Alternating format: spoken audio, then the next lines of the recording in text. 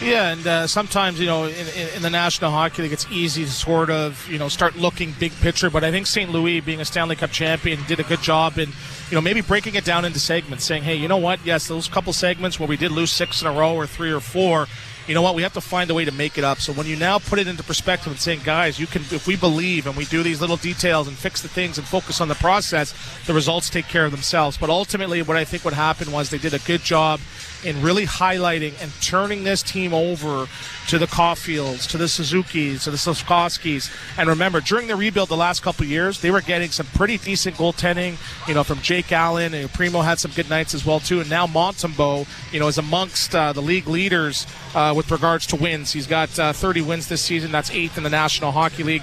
He's top 10 in save percentage. He's amongst the leaders with 4 shutouts as well, too. So they're getting the goaltending. The young guys are stepping up. And then the emergence of Lane Hudson, who just came out of nowhere, shot out of a cannon, and just oozing confidence and machismo or whatever that may be, and just the energy that you're going to see. You're going to see him dancing up and down the ice, and he is a franchise defenseman and one that they haven't had in a while. So this team is, regardless if they make it in or not or go on a run, they're playing with house money, and they're setting themselves up to be really strong team for the next 5-10 years. I was scouring the roster for Machismo, and I couldn't find him. Don't ask me why I was thinking about Razor Ramon. Whatever. Okay.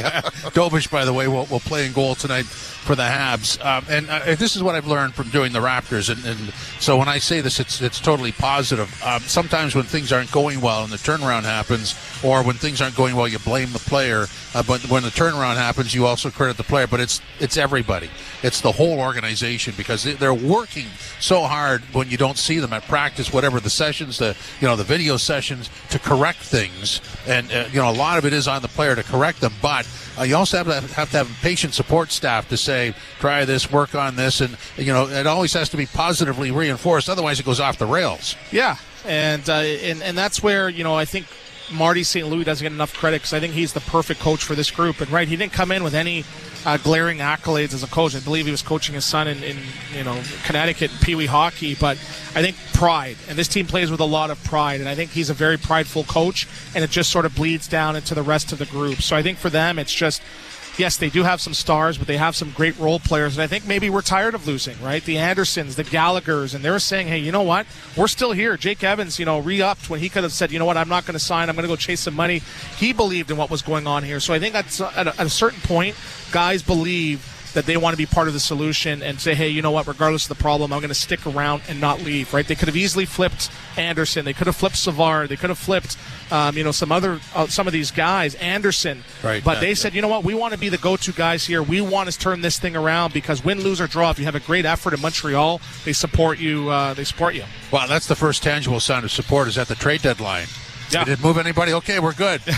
Move 2 or 3 guys. Oh, this is done. Yeah, we're out of here. It's like if you're playing blackjack and you're sitting at 17, you're 16, I'm not going to hit. I'm just going to stay here and we'll see what happens, right? And It's great. It's great. It's a great story. It's a great story nonetheless. And speaking of great stories, Matthew Nyes, 29 goals, 3 in a key game for the Leafs against Tampa. So there's another example. This is the Leafs example of a young player buying in and making a difference. And this guy is now a core player. He's legitimate on that top line. He's not going anywhere in terms of, he's not going to get dropped anywhere in the lineup. That's where he belongs. It's a good fit. It's been a long time coming for the Leafs, but for him, he's made big strides in 2 years. Yes, and, he's the epitome of a Craig Berube type player. And yes, we see the between the legs and the Michigans here, and he has the confidence to do that, but this is a straight line, north-south type player that gets to the net, gets to the hard areas. But what impresses me most is, he's very, very wise beyond his years. But as power forwards, you think about the Bertuzzis and, the Jerome McGinley's and guys like that, it takes them 5, 6, 7 years to really develop into the physical specimens that they are. The Tom Wilson was a fourth liner for the first 5, 6 years of his career. To do this in year 2 and have the confidence to play with Matthews and Marner and not try to change his game, but be himself and weather the storms. He had some injuries. He got lost on coverages sometimes in the D zone, some costly turnovers, but he just had the confidence to continue to do that. And now he's starting to dominate physically. We saw him last game in Tampa, taking the roughing penalty. He's now intimidating guys. So that's going to be the dangerous part now, where he starts adding a couple goal, fights or physical play to go with his goals. Like, we see some of the banners up here, and yes, we're getting ahead of ourselves, but just showing that he is evolving in front of our eyes. Those banners? Yeah, no, I was talking about the one down there, the 50-50 one. But anyways, that's the money he's going to be making next contract. Oh, no. That's what he's going to make in a day. That's 100-0. That's not 50-50. Yeah, but again, I think he's owning the moment. It's not too big for him, and doing that in this market, right, where the conversation was, well, what is he going to sign for? Is he going to sign? Is he a core player? He's deaded all that noise with his play, and the future is definitely bright for him. I can't, I could go on for quite a while, just blowing my horn on how good this is for the Leafs. You draft a lot of players. Look how many defensemen they drafted over the years, and none of them, some of them are NHL players, but none of them really benefited the franchise outside of Morgan Riley. You draft some pretty good forwards, and nobody would ever draft anybody but Nylander, Marner, and Matthews. Those are great picks. But the support staff was never there. A lot of those forwards didn't, maybe they caught on later, but this guy jumps right in. Last year, he's learning to play 82 games for the first time in his life. And this year has taken it 5 steps forward. And a fit on the top line, that's nothing short of phenomenal for me. Yes, and I always use the market, right, where, the game is sort of microscoped on a game-by-game basis and a week-by-week, where in other markets, he might be a 35, 40 goal guy, but the fact that he's just blending in and not really letting the moment be too big for him just shows what type of player and character that he has. And I always tell this, do you know that his parents are from Czechoslovakia? Did you know that? That he is, they were born there, and his brother was born there as well, too. So, really? He's got some of those European genes like that, Yager, protect the puck, go to the net. And so, again, it's a great – and if you ever want an exercise, Taddy, just go and look at before Robertson – and Matthew Nyes, the last time a second rounder was on this roster consistently, right? I think it says right underneath that the 35th of February. That's how long it was. It says see written files. Yeah, it's not in the digital age. And the fact that you had a guy now that you got in the second round, and one of your scouting staff that you just brought in from the Dallas Stars was the guys finding the gems in the second, third, fourth round. The fact that he's gotten the opportunity and making the most of it just shows that it's a great story all around. I've just uncovered it. Says, see the archives at Maple Leaf Gardens. It's not even in this building. Rob Pearson? He was a first rounder, right? I don't know. Yeah, he was. Yes, one of 3. Thanks for reminding me. Oh, man. Shout out Rob Pearson. Yeah. Great Panthers. Steve Bancroft. Oh, boy. Okay, so Montreal here tonight, obviously something for them to play for. Both teams have completed their warm-up. And we're going to hear now from Steven Lorentz on which D is most excited for more ice time, because there's only 5 dressed tonight. I'm not sure. I think all of them. I think when you see 5D, then obviously your minutes go up. But I think we got to manage it too. We're playing it back-to-back against a good team, Carolina, tomorrow night too, and a hungry team in Montreal tonight. So again, it's just about being smart and managing the situations, managing the game, and not making those those tired mistakes maybe at the end of a shift, and then forwards are tired, but the D have been out there maybe twice as long, and if those guys get caught, then you can get running around your own end, and we don't want that. What have you learned about the Montreal-Toronto rivalry now that you've lived it? Yeah, well, I mean, I've lived it my whole life, but now that I've been able to partake in it a little bit, it's special, and I think it's a privilege every time we get to play against these guys, and there's always that extra flair, and there's a little bit more to those games. You can obviously tell. I don't know what to put I don't know what the exact word to put, but there's just a little bit more intensity and a little bit more of that you take things a little bit more personally against guys or teams like this. Ottawa the same way, or same thing when it's nice and close to home like this, and there's always a little bit more at stake. Did you watch the game last night? Like, how closely are you paying attention to the other divisional matchups? Yeah, we're paying attention. I didn't really watch a whole lot of it. I saw the start that Ottawa got off to. I think I watched a bit of the first period, but after that, I don't even know what happened or how it really finished.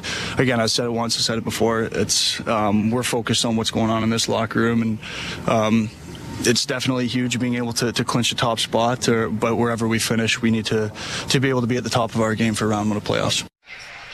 So that's Steven Lorentz, and obviously, this is where the Leafs 5-man power play unit, the 5-forward power play unit, pays off because you don't burn a defenseman. Yeah, and I think it's an opportunity for them to maybe try to capitalize. Right, this Montreal Canadiens penalty kill is one of the top 10 in the league too, but you have to find a way to weather that storm. So what you don't want to do, if I'm Toronto, is pay attention to the details in the D zone, and what you don't want is your defenseman hemmed in for 30, 40 seconds at a time. It happened in the Florida game, oftentimes, a couple times in the Tampa game. So you want quick exits. You want to be getting out of your zone. And you want to, not saying you want an easy game, but you want to just get the puck out and get on offense. So if I'm the forwards, attention to details, try to get a cycle play, extend your shifts in the O zone to give some of those D a rest because it's going to be a long night for them. Yeah, and so when we're talking about the Leafs with the back-to-backs tomorrow in Carolina, Montreal last night was in Ottawa and lost, so they might be a little weary tonight too. Yeah, but sometimes with what's at stake, that gives you the energy, the adrenaline there, and it's Saturday night, it's in Toronto, and we see the Montreal jerseys. When's the last time you've seen a lot of jerseys outnumbering? I don't think it's outnumbering, but a significant amount of the opposition. There's a lot of Montreal fans in the building, so there's going to be a lot of energy that I think is going to help get them through. Absolutely. So when you go back over the 6 periods, the Leafs in Florida losing to the Panthers, 3 more periods in Tampa. We'll throw out the overtime because that's in a different category. When you look back on those 6 periods, what do you see? Adaptability, and Florida, again, with all those injuries, that system got them through that game. They got caught sleeping for some shifts. They got caught in their end, but what I liked was the response. And when we were doing the pregame for that Tampa game, we were talking about the need to start on time. And they did that, scoring a goal within the first minutes, and they were up 2-0 early. And, I don't know, the refs, again, maybe had something against Toronto that night and having Tampa get back into that game, but they adapted. And, Ralph, you were sort of going through sort of the losing streaks this year. I think there's only been 3 or 4 of them. So they adapt, and the response has been there. So this is a team that, I use the term consistently consistent, and that's why I feel playoffs they're due for a big playoffs because they find a way to adapt and respond especially when they're called to the carpet and challenged, and they respond big often. Well, you go back to that game in Florida, and the Panthers were right on them right from the start, and in the Tampa game, the Leafs were right on Tampa right from the start. But 2 different types of on them. The Leafs is offensive pressure, but with the puck. Yep. Yeah, and they get to skating too. They, sometimes they blow the zone, but they really push the pace where it puts you almost back on your heels. And, I always go back to the conversations we've had earlier. Games 60-80.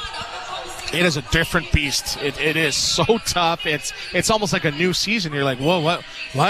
Where's the penalty? Where's the power plays? Why did that guy call it? Why can't I get to the net? Why did that guy cross-check me and no one did anything about it? It's just, it's tough to find your time and space.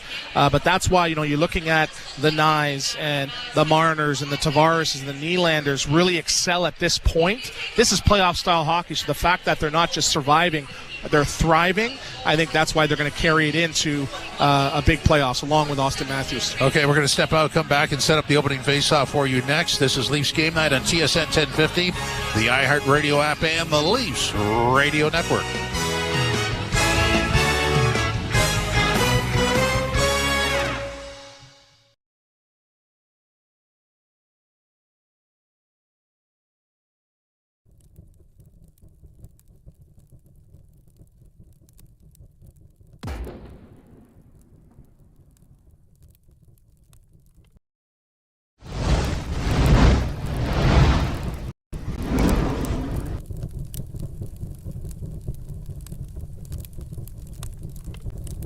What's up? Hockey night in Canada. Oh yeah, let's go. Come on, Leafs fans. Thank you so much for hanging out with us tonight. Let's cheer them on loud. We got to make sure our buds hear us. We've got to get this victory. 2 points. Let's wrap up the Atlantic Division and home ice through the playoffs, at least through the first couple of rounds. We've got a huge game tonight. The Toronto Maple Leafs and the Montreal Canadiens on Hockey Night in Canada. It does not get any bigger than this, ladies and gentlemen. So happy that you're here hanging out with us tonight. Please do all of the normal YouTube business. Hit the like button. Hit the subscribe button if you just found us. Share this link out. Let's build a bigger community than we already have as we approach 100,000 subscribers. Thanks so much. We'll see you back in the chat. Now let's get the chant started. Go Leafs, go! Go Leafs, go! Go Leafs, go! Gotta beat the Habs tonight. 1-800-288-4991. Ontario license number 4705786. At Great Wolf Lodge, your whole family can go on an adventure. Splash away in our water park and bowl a perfect score with your pack. And mix game time with family time. And at Great Wolf Lodge, all this excitement is just a short drive away. So bring the pack together and learn more at greatwolf.com and strengthen the pack. Well, it's the final Saturday night of the Leafs regular season. The Habs are here trying to clinch a playoff spot. The Leafs have their own aspirations, like nailing down first in the division. Big win in Tampa for the Leafs Wednesday night. Nyes leading the way. Will he continue on? Will the Leafs take care of their own business, or will the Habs spoil the party? Well, let's find out.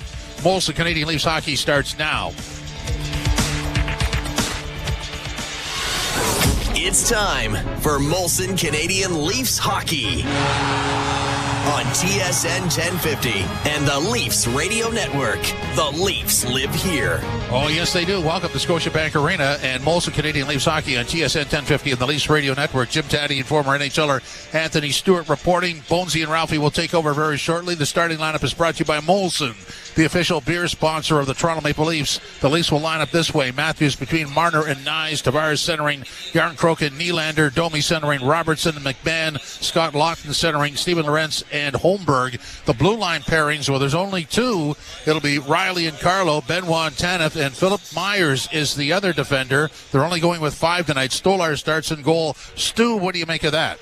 Well, I think we're going to see a little bit more increased responsibilities with regards to ice time for Simone Benoit and Philip Myers as well, too. They've averaged around 16.5 minutes. I could see them getting up to 18, 19. So there's been some discussion about potentially Mitch Marner filling in and potentially Scott Laughton, but I think it's going to be other guys getting a little bit more responsibility. So, yes, they're missing OEL, and McCabe's been a big part of that blue line, but this has been a group now that's been carried by some of their big guns, with Matthew Nyes, 5 goals and 11 points his last 10 games. You got John Tavares, 10 goals his last 10 games. Nylander, 6 goals in his last 10 games. So the big guys have really been standing out and finding ways to put the team on their back at different times and having big moments and getting this team some wins. So power play's been great. So they're going against a tough Canadian teams on the penalty kill, top 10 in the league. So it's a desperate Montreal Canadiens team. They want to put a little bit more cushion against some of those teams that are chasing them for that final wild card. So I'm going to make for a good game tonight for these both teams now, but again, I think Toronto's playing at a higher level right now, and I could see them getting the win tonight. So you do the math, there's 5 defensemen. Obviously somebody gets more minutes, and we don't know what the situation is for tomorrow when the Leafs are in Carolina, if they'll do 5 again. So here is Coach Berube. Before we do that, let me set this up. Tonight's coach's comment is powered by your Ontario Honda dealers. Score a $1,500 bonus on the CRV Sport. Conditions apply. Visit HondaOntario.com. Berube and Myers getting more of an opportunity tonight. Oh, for sure. I mean, with 5D, he's going to play more and be in more situations that he's probably not used to.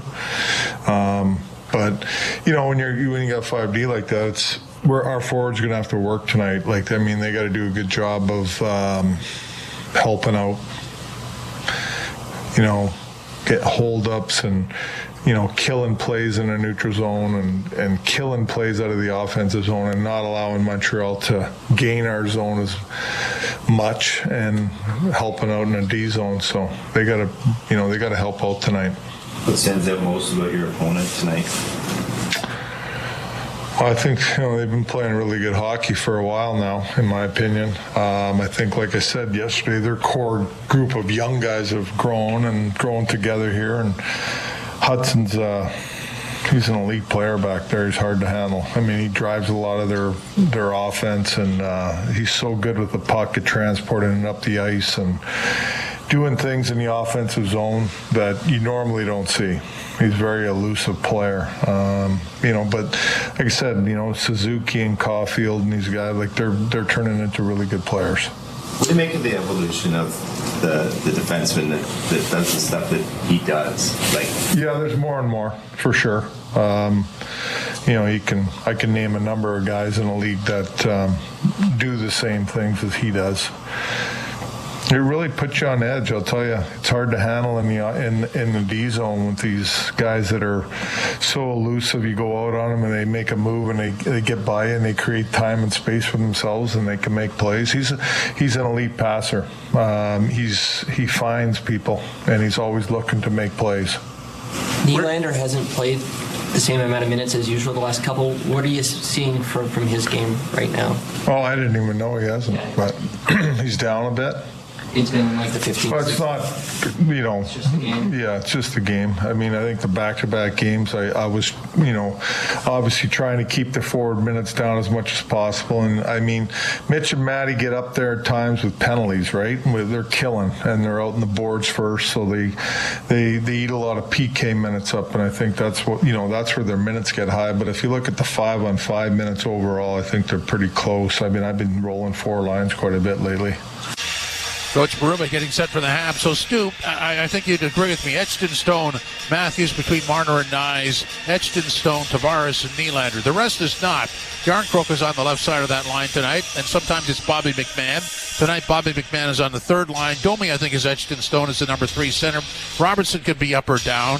Holmberg, Lawton, and Lorentz, the bottom line. That seems to be somewhat Edgton, Stone. Does any of that concern you that it's not all set with a consistent 4-line rotation? Yeah, well, oftentimes, you want to have as much chemistry as you can with your lineups, right? But again, there's no real identity, right? So when you don't have that identity, I think what you have to do is balance that with accountability and give guys, reward guys, and demote guys. And I think that constant changing maybe pushes guys to be a little bit better, right? You've seen Lawton, 4th line center, 3rd line center, 3rd line left wing.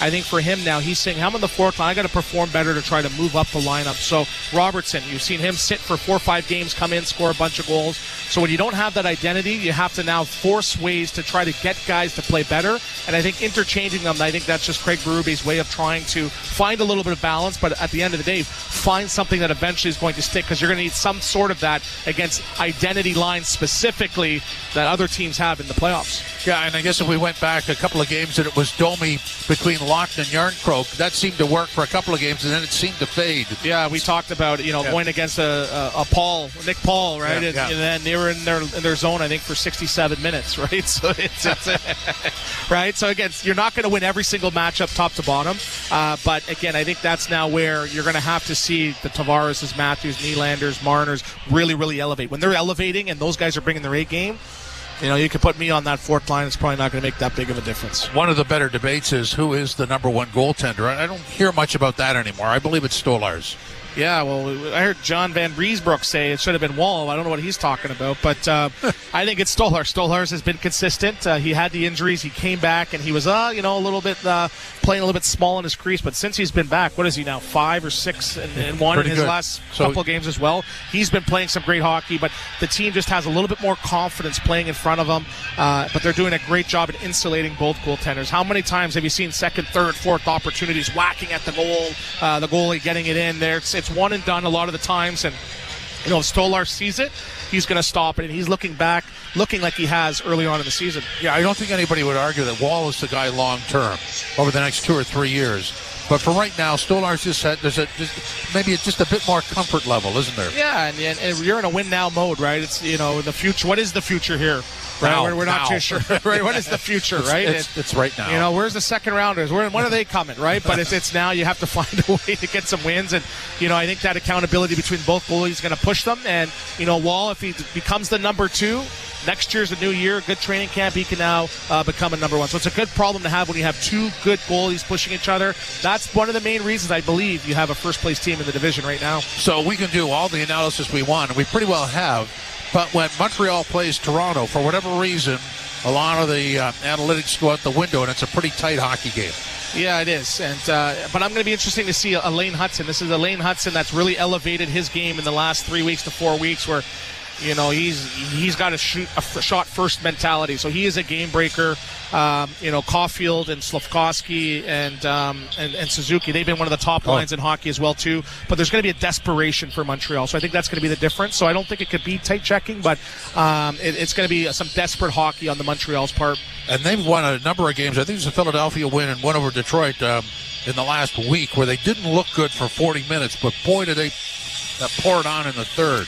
Yeah, they do, and they've been getting some great goaltending from Montembeault, right? And he's not playing tonight, obviously, but he's got 30 wins, and he's up there within save percentage and shutouts as well. So this is the team that it's really playing desperate, good hockey under Martin St. Louis, and I don't think they're giving enough credit for what he's doing with the system, but getting the most. It's not the most talented roster, but guys are elevating, playing above their salary cap hit. They're playing desperate. They're getting some good wins, and they've earned everything they've got to this point. Wow, they're even cheering the flag bearer tonight. This house is lit. It's like a Four Nations atmosphere. Yeah, it's kind of electric, isn't it? Well, the Habs are here, so we'll leave it at that. The Leafs, so here we sit with 4 games left, and obviously still wanting to claim the division, and can take a major step in that direction. When you look back over the year that's been to this stage, this is a little better than we would have anticipated, right? I think so.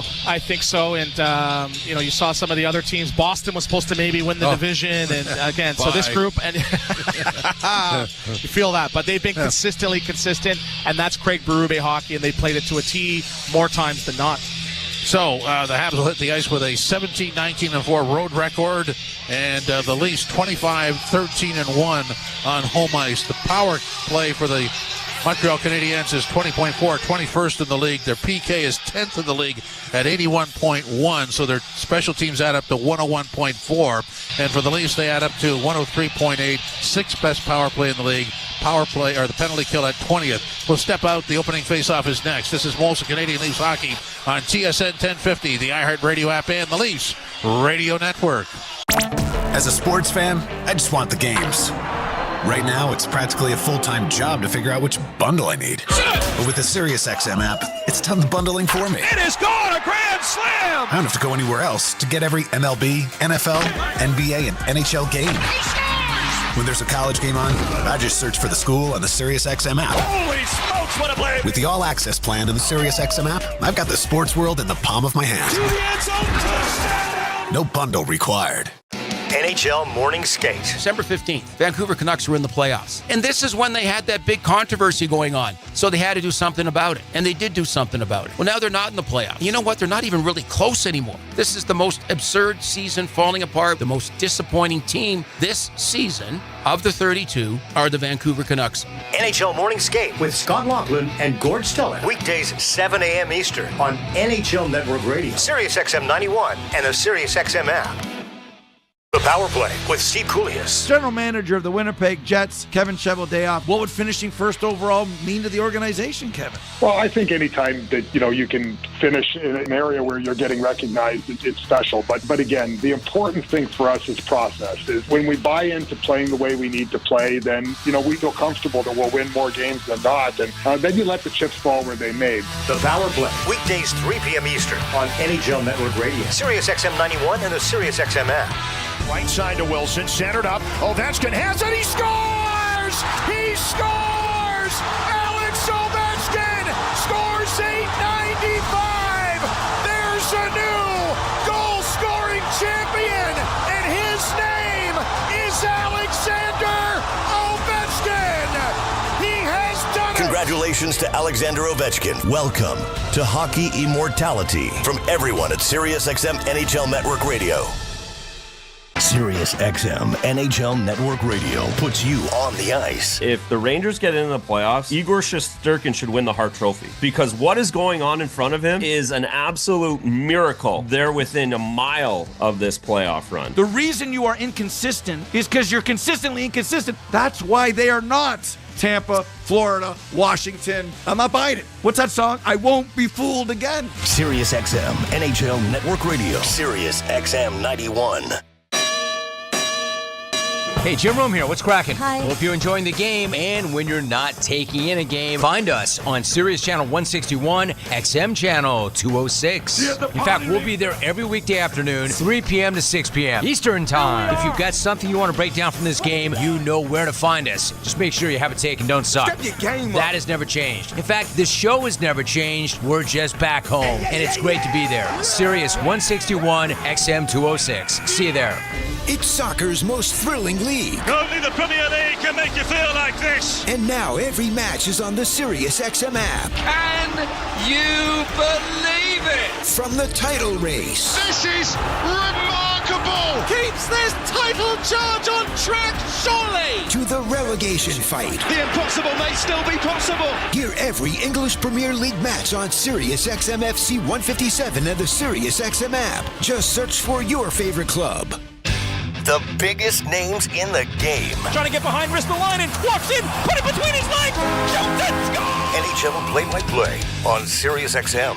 Section at groundworks.ca/row. And while you're there, check out my latest dirty job. It's a good one. Licensed where work is performed. See website for details.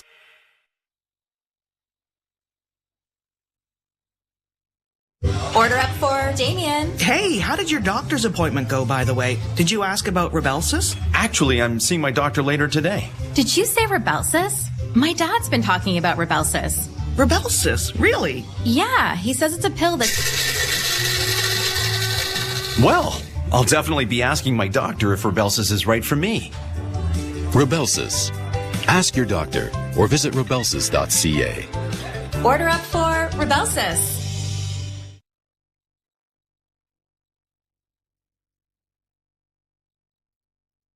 Overdrive, Toronto's favorite way to drive home.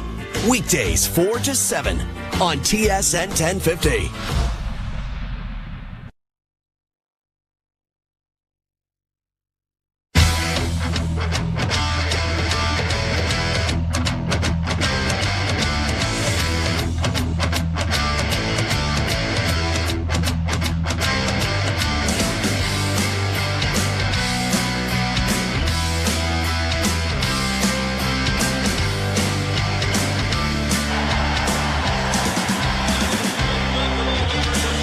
The Leafs and the Montreal Canadiens. And prior to the game, while we were away at commercial break, the honoring of three gentlemen who have passed away in recent days. Greg Millen, of course, the longtime broadcaster and former NHL goaltender. Ray Shero, who was a very big off-ice assistant and general manager, very important part of the Pittsburgh Penguins' successes. And Jerry McNamara, who is a dear friend, former goaltender who played just 7 games, all with the Toronto Maple Leafs, but was the general manager and scout with the Leafs, who was instrumental in getting Boreas Salming to come to North America and start the wave of European players coming to Toronto. He passed away just a day or so ago at age 90. So to all of those families, our deepest condolences and thoughts are with you. And we're underway. The Leafs to the right and the Canadiens to the left. The Habs trying to get into the postseason with a win or an overtime loss. But the Leafs trying to maintain first place in the division as they get it in over the line. Yarncrook on the left wing now for Tavares. Tavares working back towards the blue line. Holds on, gets it off on the right wing. Carlo a shot right on. And Dobish made the save. Jakub Dobish starting in goal for Montreal. And the Maple Leafs have got Anthony Stolarz going back-to-back as he is in goal down to our right. The Leafs having to play one man short, 5 defenders in this game because of salary cap issues. Pass ahead goes off of Matthews, sticking into the Canadiens' end. Backhanded around the boards by Lane Hudson. And the Habs will try to regroup in their own zone with Cooley starting out with a pass through center. In on the right wing for Slafkovsky. He's drilled to the boards with a good hit, and Matthews plays it ahead for Marner, who gets it ahead. And on the left wing, it comes to Bobby McMahon. McMahon poking the puck deep, but Hudson gets to it first and reverses the puck to his defense partner, and it'll be played out into the center ice area. Launched in by Cole Caulfield, and the Leafs go back to retrieve the puck. Tanev dropping it off on the wing, playing it up on the boards. That was intercepted. Domi can't get it into the zone cleanly. Canadiens try to work back to the blue line and will bank it in on the right side. Kapanen goes in after it. He runs out of real estate, and Domi has time and space to launch it high into the center ice area to get a change started. David Savard for Montreal deflects it down into the Toronto zone. Morgan Riley returns the favor. Savard has it in his head. Canadiens regrouping. No score, nicely underway here at Scotiabank Arena. Struble to Savard, dropping it back. That goes astray. Lorenz into the forecheck. Canadians get it around back of the net and into the corner. And now they'll start out with it on the far wing and flip it into the Toronto zone. Hustling in there after it is Armia. He gets it in front of the goal. And a wrist shot taken there by Pezzetta. Deflected wide of the Leaf net. Down into the corner now for Evans. Evans back to the point and the shot coming. It's wide. The rebound! Great play made there by Scotty Lawton. He saves a goal by getting to the puck ahead of the winger on that far side. Boy, and it was Pontus Holmberg, Joe, before that got his stick on a shot that was heading to the net. Turnover to Nylander, who curls in over the line. Walks the blue line. Had a pass go off a leg and into the corner. Round back of the net is Mike Matheson. Matheson gets it out into the center ice area. Leafs will launch it right back into Montreal territory. Canadians with it in their own zone. Up ahead for Gallagher. Gallagher gets it down into the Toronto end. Into the forecheck is Christian Dvorak. The puck is steered wide of the Leaf goal. Played off the wall, but not out. Anderson keeping it in with a shot that went wide. Gallagher in the near corner looks for a man in front. Sharp angle shot stopped and blocked before it reached the goal. Block shots, nothing new to the Maple Leafs, who had a whole pile of them against Tampa Bay the other night. Puck goes down into the Montreal end. Gallagher gets back there to play it up on the wing, but Marner intercepts, but his pass is gobbled up and brought forward by Suzuki. Caulfield takes the pass, he's in on goal, and he flipped it over top of the net. Suzuki swinging it around to the far side, but it escapes the Leaf zone. Caulfield going back to retrieve it for Montreal. No score with 15:48 to go, first period, and glad you're along with us. And out at center ice comes Suzuki. He drops for Caulfield. Back to Suzuki and around back of the net. Had it stripped away. The Leafs are able to punch it ahead and a lead pass.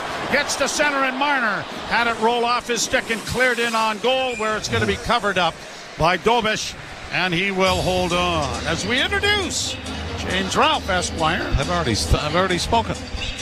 Oh, you probably said too much anyway, so go ahead. I was just going to say, that's a great night for a color commentator, isn't it? 4.5 minutes in, first whistle. You could just pre-record the shots on goal and beat the traffic. And we'll I was going to say a pretty good start for both teams in that you get everybody in. There's no power plays, a good flow. You get everybody out there. Now you've already got the second shift of the game for the Domi line, who's back out with Bobby McMahon and Nick Robertson. The line that Craig Berube put back together in the second period of their game against Tampa on Wednesday. Face off to the right of the Montreal zone. And Robertson lost the draw. Canadians get it out into neutral ice. McMahon in across the line, out of the reach of Robertson. Now Matheson back of the net, gets it to the line, but not out. Kept in by Tanev. Into the corner for Domi. Domi read it up there for McMahon. Got it back to him. Domi trying to fend it out in front of the net, and a shot by Robertson is stopped on the short side by Dobish. Some great work there by McMahon and Domi, and Robertson was a little bit too tight to the net and right along the goal line to find any room. Tried to knife it, though, didn't he, up under the crossbar? It was about the only thing he could do, right?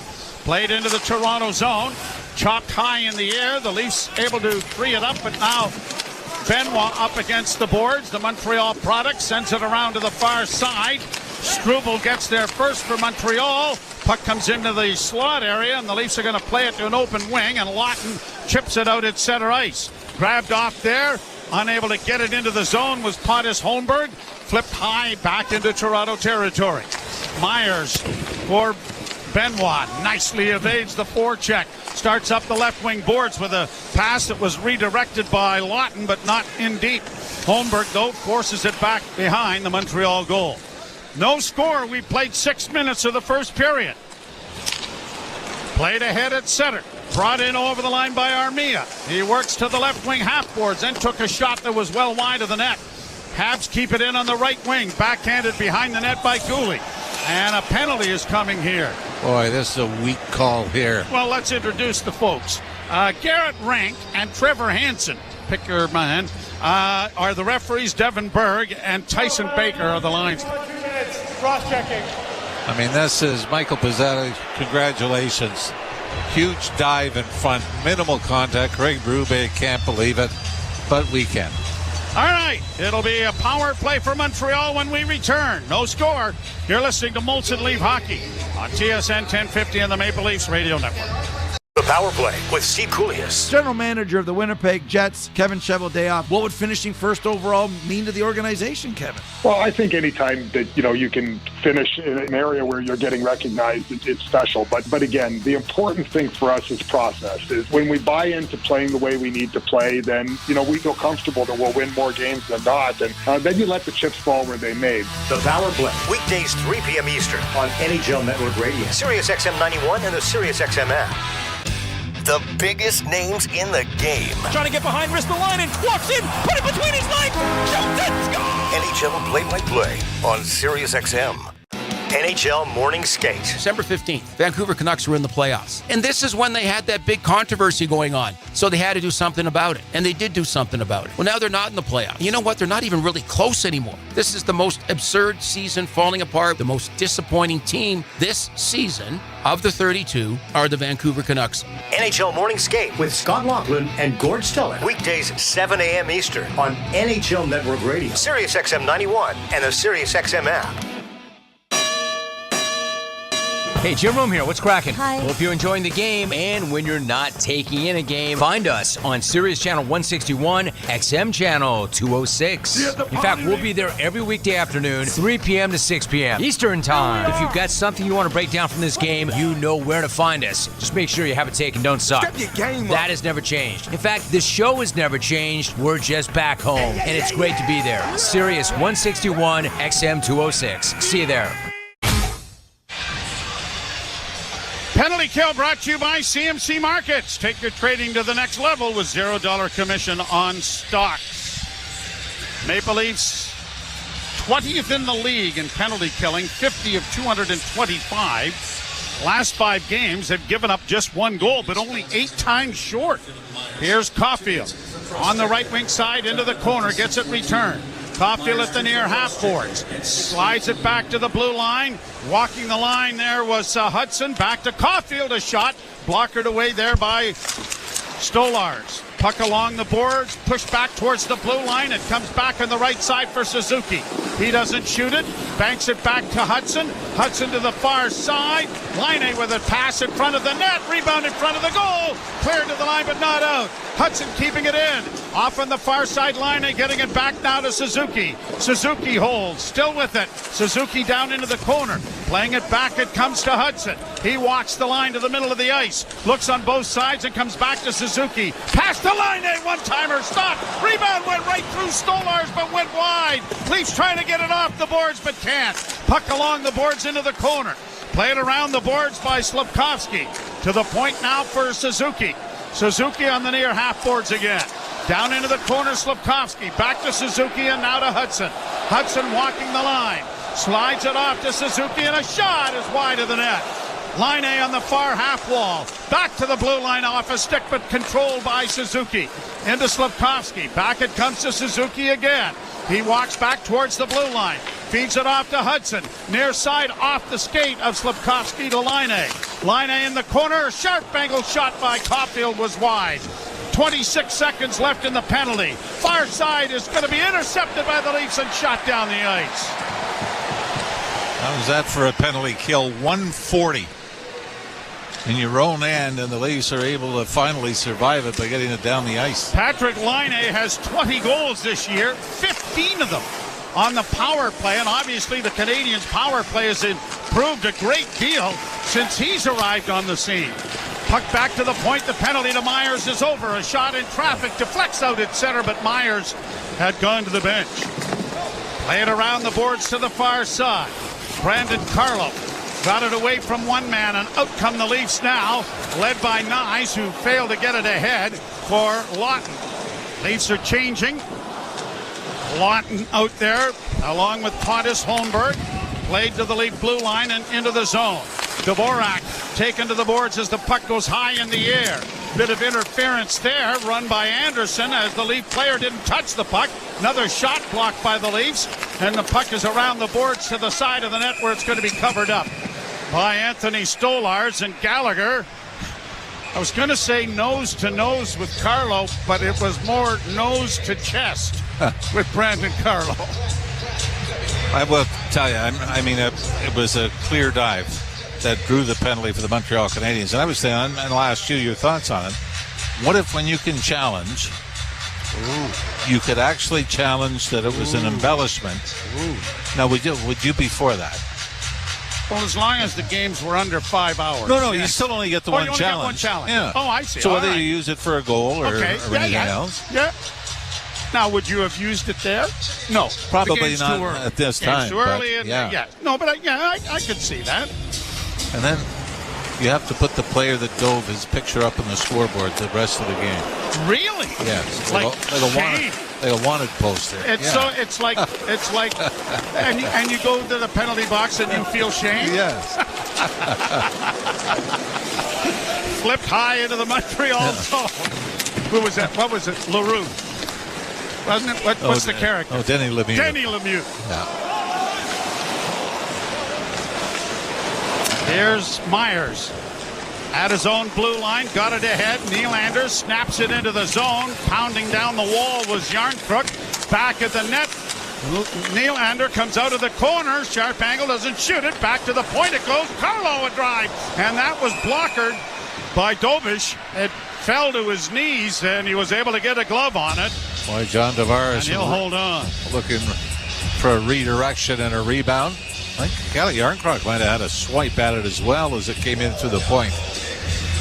One thing for sure, with the Leafs only dressing 5 defensemen, Philip Myers is going to get a little more ice time than the 7 minutes and 19 seconds he saw in Tampa. Yep. Now, the funny, with him playing only 7:19 in Tampa, I think it shows that you can go mostly with 5 defensemen, and a lot of games where you do have 6 available. Dobish is 7-4-2 this year for the Canadiens, 2.87. Yeah, had a great start. Shutout against Florida in his first NHL game. Played to center ice, and Morgan Riley is back to find Brandon Carlo, who banks the puck. That went off a player, so it's in on the boards, and then as it caroms to the goaltender, Dobish will cover up on it, and a face-off is going to come in the Montreal zone with 10:06 to play here in period number 1. All right, so for Dobish, at the shutout at Florida, was 5-0 in his first 5 starts and only gave up 8 goals in those 5 games. So he's 4-2-2 since. Yep. Face off in the circle to his right. And a 1-2-1 in his last 4. Here's Meyer, or at least Marner trying to get in front of the net. He was tripped, but he didn't dive properly, and so there's no penalty. Leafs with the puck back in the Toronto zone. Played to the near wing. Brought out now by Nyes. Nyes is going to shoot it down into the offensive zone. Puck along the boards, pushed around back of the net. And it'll be played up on the wing, but it does squirt to center. Leaves Matthews playing it off to Marner. Marner on the left wing, out of the reach of Nyes. And Hudson goes back to retrieve it back of the net. Matthew Nyes with the hat-trick winning goal. Last time that happened was 2006, October the 14th, and it was a rather memorable night. That's Sundin's 500th goal. And by the way, that one was shorthanded in overtime.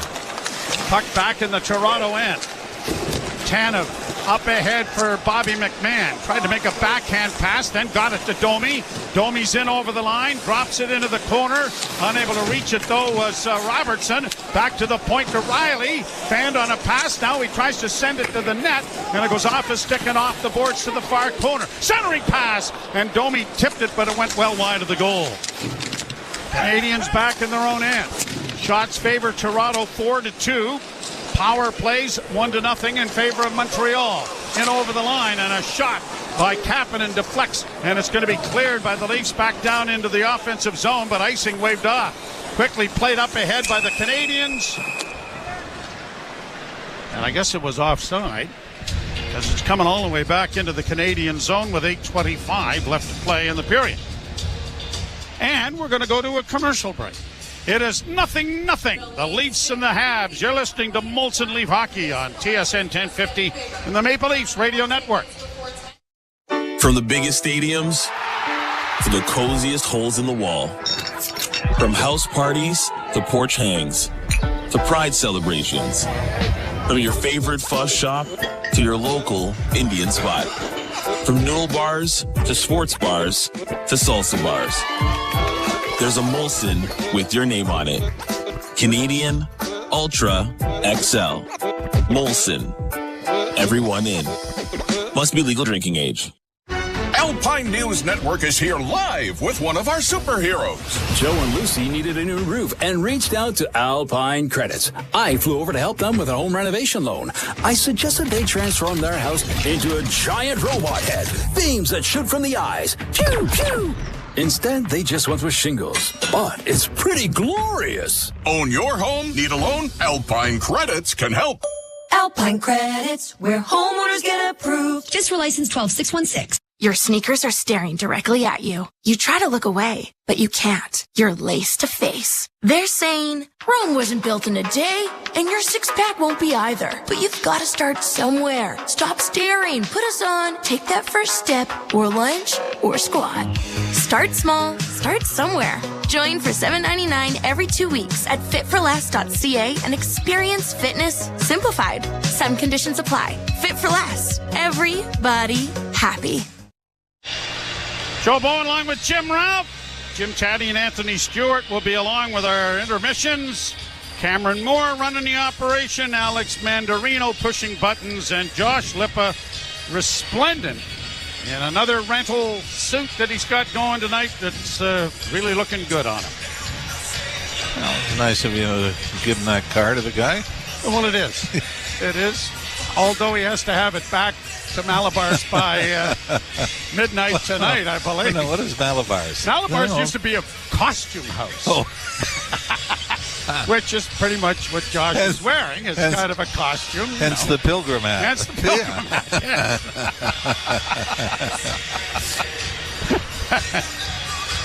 Face off to the right. I don't even know if Malabar's is still with us. At the point, fanning on it was Marner. He backhands it, though, and gets it around back of the net. Yarncrook pushed it into the corner. Marner replaced here as Nylander comes over the boards. Not sure why Marner's on the point. The right point. Pardon me. There he is. Playing defense here. Puck out into the center ice area. Well, you know what? He's going to play the point on the power play. Why not get a little work playing defense as well? No, he's had enough. He's going to the bench. I thought to myself, what an opportunity if you need somebody that Mitch Marner should be out there. And why not? Here's an icing coming against Toronto. One of the things we were saying was Lane Hudson was a spectacular rookie, and I think he's going to win the Calder Trophy this year. Actually leads Macklin Celebrini and Mitchkoff in Philadelphia in points in the rookie race as a defenseman. But he has the same edge work and same vision as Mitch Marner. So you could see where it might be easier, I guess, in the offensive zone anyway, Joe. A little different skating backwards on an odd man rush. No, true. But Mitch Marner is such a marvelous skater. Yeah, but I think they might use him mostly in the offensive zone when there's a face-off. Absolutely. Yeah. Here's Caulfield working in from a sharp angle, and the shot went wide, and the Canadiens can't keep it in. It rolls down to the Montreal blue line, and now they'll backpedal to get it out at center. Played up on the wing, but the Leafs come away with it. Lawton over on the far side for Tanev. Tanev winds up and slaps it down into the Montreal end. Long on the boards near side for Slafkovsky. Canadiens trying to regroup with 7 minutes left to play in the period. No score in the hockey game. And across the line, the Leafs steal it back, and now Matthews gets it ahead on the left wing for Benoit. Benoit across the line, dropping for Nyes, dropping for Marner. Marner on the far point, keeping it in. Myers a shot. That hit Matthews in the side of the pants, and then a shot by Marner went over top of the goal. The puck comes around the boards. It's going to come to the point, kept in by Benoit. Sent around to the far side, and it's going to get by everyone and slide out at center, and Marner is back after it in his own zone. Marner works it back even deeper. Leafs trying to get organized. Marner with a couple of fake passes, then gives it off to Myers, who finds Benoit. Down the left wing boards comes Simon Benoit, and he'll shoot it into the Montreal end. Puck gets by one, and off a skate, controlled by the Leafs. Domi slid off in the left wing. Riley, a shot, big rebound in front of the goal. They're banging away at it. It comes back to Morgan Riley. Riley at the near point. Walks to the near boards. Plays it in around back of the net. It'll be Robertson making a nice move to come out of the corner with it. Now looking to replay it into the corner for Domi. Domi back to the blue line. Robertson plays it into the corner for Riley. Riley works back to the blue line. Drops it off there. Shot by Carlo went wide. Domi leaves it for Robertson. Robertson has it knocked off his stick, and the Canadiens get it out at center. Knocked away nicely there by Brandon Carlo as one of the Habs was in behind the defense. That was Josh Anderson. Played back down into the Canadian zone. 5:22 to play, first period, no score. Out at center ice now for Patrick Laine. Laine in over the line, taken to the boards as it goes around back of the net. Tanev got there to play it up on the wing. The Leafs send it rink wide for Nylander. Nylander with a attempted pass for Yarncrook that didn't connect, and it's back into the center ice area for Tanev. He's going to drill it in this time. Round on the far boards, Hudson has it taken away by Nylander. Round back of the net goes Willie. Nylander stops up, still with it, now coming to the side of the goal, round back of the net once more. Going to try it again, but he ran out of real estate. And then Yarncrook couldn't help him out. Canadians break it back at center. They'll launch it high on a bounce in wide of the Leaf goal. Into the corner, Benoit pins his man sufficiently, and the Maple Leafs have it under control in their own zone. Then a turnover by Myers, and a wrist shot is deflected wide of the goal. Into the corner it goes for Lorenz. He'll play it around back of the net. Stolars couldn't slow it up for his defenseman, but it'll come free, and back of the net goes Lorenz. Lorenz will leave it there for Myers. Myers with a lead pass at center. Down the left wing boards comes Steven Lorenz. Lorenz into the corner, trying to play it around back of the net. It's grabbed off there by Jake Evans of the Canadiens. Leafs trying to get it freed up. Pinned to the boards was Savard. It'll come up on the wing, but not out. Leafs go D to Riley. A pass in on goal and was deflected. It comes back to the blue line to Carlo. Into the corner now for Pontus Holmberg. Right wing side goes back of the net. That's drawn a crowd right back of the goal. And finally dug free by Struble and played out at center ice by the Canadiens and down into the Leaf end. Icing a possibility, waved off. Riley able to free it up now, and back of the net comes Brandon Carlo. Up on the left wing for Pontus Holmberg. Holmberg a pass in on the right side. Marner trying to stretch things out but running out of real estate, and it is cleared by Montreal to center ice. Canadians misfire on a pass, and an icing call with 3:06 will stop play and bring the face-off into the Montreal zone. How about this, when you look at how fast things can change? Canadians go to the finals in 2021. 4 players remain 4 years later in the Montreal Canadiens. Brendan Gallagher and Jay Caulfield. Jay Caulfield. What do we got here? Cole Caulfield. Jay Caulfield played in Pittsburgh, didn't he? I believe so. Yeah, Jake Evans. That's where he got it wrong. And Josh Anderson are the only 4 players still remaining on a team that went to the Stanley Cup Finals just 4 years ago. A break in the action with 3:03 to play. No score, Leafs and Habs. You're listening to Molson Leaf Hockey on TSN 1050 and the Maple Leafs Radio Network. Feel the excitement of the UEFA Champions League knockout stage on Sirius XM FC. Europe's best clubs. What a start for Inter! And Barca are level! Brilliant Arsenal goal! The world's brightest stars. Mbappe! Kane! Rafinha. All chasing club soccer's ultimate prize. A new page in their glorious history. The Champions League knockout stage, where legends are made. On Sirius XM FC, channel 157 in the car, and the Sirius XM app. NHL Morning Skate. December 15th, Vancouver Canucks were in the playoffs. And this is when they had that big controversy going on. So they had to do something about it. And they did do something about it. Well, now they're not in the playoffs. You know what? They're not even really close anymore. This is the most absurd season falling apart. The most disappointing team this season of the 32 are the Vancouver Canucks. NHL Morning Skate with Scott Laughlin and Gord Stellick. Weekdays 7 a.m. Eastern on NHL Network Radio, Sirius XM 91, and the Sirius XM app. The Power Play with Steve Koulias. General manager of the Winnipeg Jets, Kevin Cheveldayoff. What would finishing first overall mean to the organization, Kevin? Well, I think anytime that, you can finish in an area where you're getting recognized, it's special. But again, the important thing for us is process. Is when we buy into playing the way we need to play, then, we feel comfortable that we'll win more games than not. And then you let the chips fall where they may. The Power Play, weekdays 3 p.m. Eastern on NHL Network Radio, Sirius XM 91, and the Sirius XM app. Join me, Gord Stellick, and Scott Laughlin as we recap the night that was on NHL Morning Skate, weekday mornings at 7 a.m. Eastern on NHL Network Radio, Sirius XM 91. 50, everywhere you want it. The Columbus Blue Jackets continue to keep the pressure on the Montreal Canadiens, picking up their 83rd point with a 7-0 thrashing of the Washington Capitals this afternoon. So they have 83 points. Montreal has 87 points. Columbus has 3 games left. Canadiens using up their third to last game here tonight. So this ain't over yet. Well, what a story the Columbus story is. Montreal going into Ottawa last night actually had an opportunity to move within a point of the Ottawa Senators with a game in hand. Draw scrum. The Canadiens work it up on the near boards to center. Riley let it go, and it goes to Tanev, who goes back in his own zone and plays it out at center. Canadiens not waiting in long enough to get people on side, and Nyes works in over the line, makes a little play along the boards, lost the handle on it, bulls his way to it again, couldn't get it to Marner, but it's kept in at the blue line. But a shot by Tanev went off a leg and comes to center ice. Marner turns the puck over just out of the reach of Matthews, who takes his man down, but can't get to the loose puck.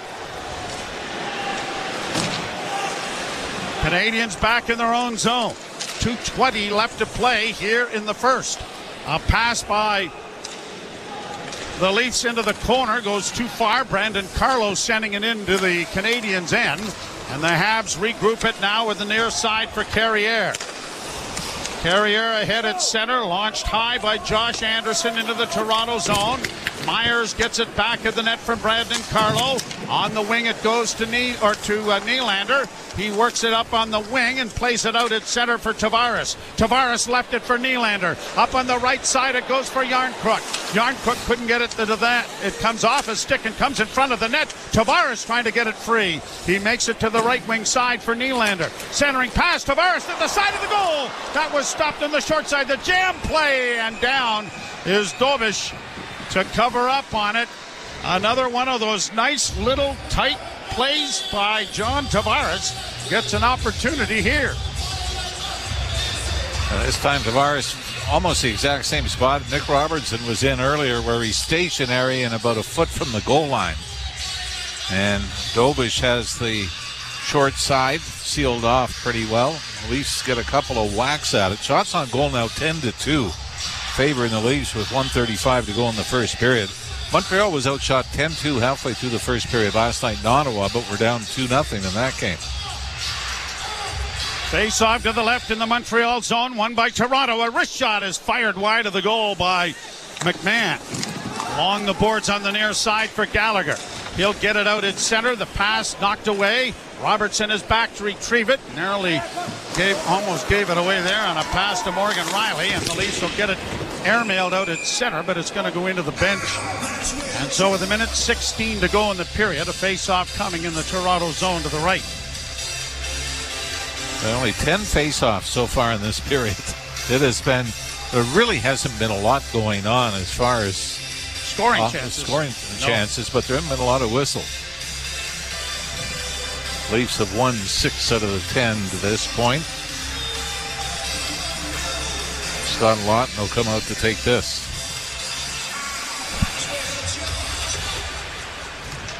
Draw one by Toronto. Played high off the glass to center. Racing in after it is Lorenz. He pokes it further back of the net. Took a hit there and lost his stick in the configuration. And then a backhand is swallowed up by goaltender Dobish. Well, I like this, though, for the fourth line. Steven Lorenz, get it down the right wing boards and keep going. Don't try to pull up and make a back pass. Everything straight line for these guys. And even though Holmberg gets an opportunity, not a great one on the backhand on a wide wraparound, but that's what you want, right? Just dump and chase, hit, bang, go to the front of the net. And be out of your end of the ring. Yes. Do it in the other guy's zone. Draw to the right of Dobish. Minute 2 to go in the period. No score. Nyes is interfered with and knocked down by Matheson. Our referee-in-chief up here in the booth thought that was a penalty. Oh, so did I. Maybe I should have said no call. Evans gets it back to the point. D to D near side. Carrier a shot, and that was stopped. And the Leafs were able to break it out now with Marner launching it high down into the zone. It takes a funny bounce, but it didn't bounce enough to find Matthews, who steals back of the goal. Matthews tries to center. Oh, he had Marner there, but it hit the side of the goal. Matthews gets it again. Back to the point to Benoit. Shot coming, but an easy save for Dobish into the corner. Along the boards with 18 seconds left. Matthews with it again. Marner was drilled to the boards once more, that time by Armia. And now here's Nyes stealing. He's got Matthews in front. Nyes takes it to the front of the net. Matthews jamming away at it. Down is Dobish, and they're going to cover up on it. Boy, there could have been a couple of penalties there, too. Marner on Armia, and then looked more like a stumble when Matthews was able to recover it on the far boards and take it to the net. Leafs are going to pull goaltender Stolars with 1.7 seconds remaining in the period.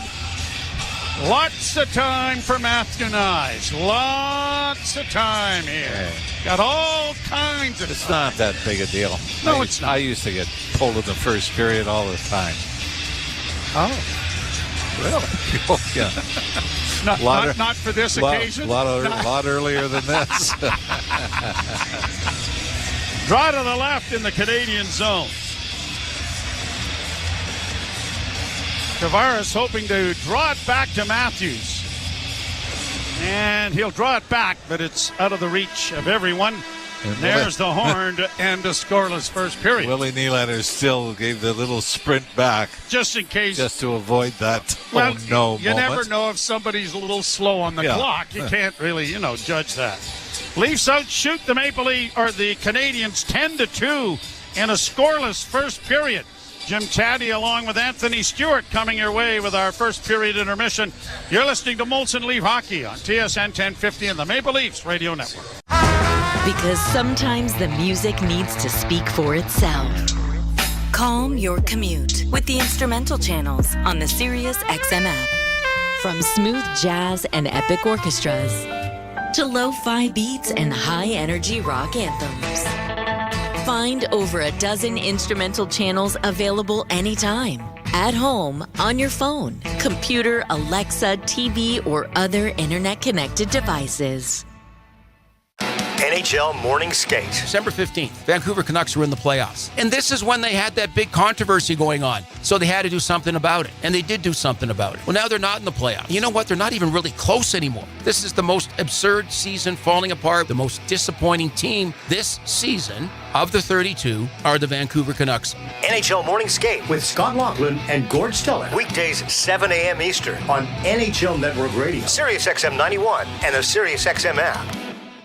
The Power Play with Steve Koulias. General manager of the Winnipeg Jets, Kevin Cheveldayoff. What would finishing first overall mean to the organization, Kevin? Well, I think anytime that, you can finish in an area where you're getting recognized, it's special. But again, the important thing for us is process. Is when we buy into playing the way we need to play, then, we feel comfortable that we'll win more games than not. And then you let the chips fall where they may. The Power Play, weekdays 3 p.m. Eastern on NHL Network Radio, Sirius XM 91 and the Sirius XM app. It's soccer's most thrilling league. Only the Premier League can make you feel like this. And now every match is on the Sirius XM app. Can you believe it? From the title race. This is remarkable. Keeps this title charge on track, surely. To the relegation fight. The impossible may still be possible. Hear every English Premier League match on Sirius XM FC 157 and the Sirius XM app. Just search for your favorite club. We deliver the NHL. And I just wonder, Berkey, what your thoughts are on the Capitals. They are Exhibit A as to why a retool can work. Yes, but it's early. Haven't had a playoff run yet. A lot of people taking vows right now that shouldn't be. I really like this coach. I think Chris Patrick, the GM, has done a real nice job. It is a retool, right? And the goaltending's been spectacular, but let's see. Don't pick out a parade route yet, boys. Sirius XM, NHL Network Radio, Sirius XM 91. Right side to Wilson, centered up. Ovechkin has it. He scores! He scores! Alex Ovechkin scores 895. There's a new goal-scoring champion, and his name is Alexander Ovechkin. He has done it. Congratulations to Alexander Ovechkin. Welcome to Hockey Immortality from everyone at Sirius XM NHL Network Radio. Sirius XM NHL Network Radio puts you on the ice. If the Rangers get into the playoffs, Igor Shesterkin should win the Hart Trophy, because what is going on in front of him is an absolute miracle. They're within a mile of this playoff run. The reason you are inconsistent is because you're consistently inconsistent. That's why they are not Tampa, Florida, Washington. I'm not buying it. What's that song? I won't be fooled again. Sirius XM NHL Network Radio, Sirius XM 91. Join me, Gord Stellick, and Scott Laughlin as we recap the night that was on NHL Morning Skate, weekday mornings at 7 a.m. Eastern on NHL Network Radio, Sirius XM 91. p.m. on TSN 1050. Molson Canadian Leafs Hockey is on TSN 1050 and the Leafs Radio Network. The Leafs live here. And scoreless after 20 minutes of play. TSN After 20 brought to you by Subaru. Hurry to the all-in-one event for great offers and experience all the features that come standard in a Subaru. So scoreless, 2 shots on goal by the Habs, 10 by the Leafs. I don't think there was a bona fide Class A chance in the whole mess, was there? No. So it was one of those games. I described it maybe as a yacht rock type of period where it was just a little bit of a background noise. And, you know what? There's a couple good plays there, but not much going on in any sense of the word. But if you had to give the advantage, maybe a small advantage to Maple Leafs. They had some good cycle plays. I noticed Domi's line was in there, creating a little bit of havoc. But good job by Montreal. They're keeping Toronto to the outside. They're not really getting any second and third opportunities, really insulating that goaltender Dobish. But on the other side, they held Montreal to 2 shots. I don't think it was Toronto really, clamping down in the D zone. Montreal just looks a little bit tired. Looked like they don't have their legs. They did get that power play, everything to the outside as well, too. So the good positive thing, if I'm Craig Berube, saying, guys, it's not our best period. We didn't necessarily bring our A game there. But this game is more than available to take over. So let's put a couple shifts together. There was a good shift followed by 2 okay and then not so good. So if you put 3-4 shifts together and you do that a couple times in the second period, you easily could be up 2 goals. And Montreal, based on just what their schedule is for the rest of the season, say, you know what, tonight's not our night. Let's pack it in and worry about the final 2 as we try to clinch a playoff spot. The building is noisy, and a lot of Go Leafs Go. I don't know if somebody's starting to Go Habs chant or whatever, but the Go Leafs Go chant is pretty loud, isn't it? Yeah, there's a great atmosphere here right now, and I think it's maybe anticipation of the playoffs, knowing that these games are starting to mean a little bit more. They are pushing for a division title. They understand the importance of that, and I remember being a player, and I played in the Southeast Division in Florida and Atlanta, and there wasn't really that many fans, but when they were there, and they were cheering, it made a big difference. So they're doing their job tonight too, and I think Toronto's going to do their best now to try to give them something to cheer for these final 40 minutes.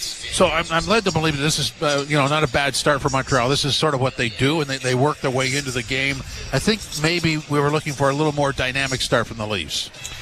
Yes, right. And, you look at sort of the lineup again, it's a bit of a topsy-turvy. You saw Jan Kroking inserted on the second line.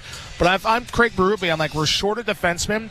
We can't turn this into a track meet. We can't go above and beyond and turn it to, a back and forth and, trade chance for chance. So I think they knew Montreal was going to do that. I could see them building. Montreal's trying to build as the period and the game goes along. I could see Toronto doing the same. Yeah, just looking at the minutes for defensemen, they're all going to track in the 20s, which would make sense since there's only 5 of them. So, that was known going in. There's no way around that, is there? No. And, you take a look at Simone Benoit. He's got close to 9 minutes a night as well, too. And I'm taking a look for our good friend Philip Myers, 6:21. So you'll see him get a couple shifts as well. So they're weathering the storm. I don't think they're rope-a-doping in any sense of the word. It's just one of those games where it's a feeling out process. It's like the first couple match of that boxing match, just seeing what the other team got.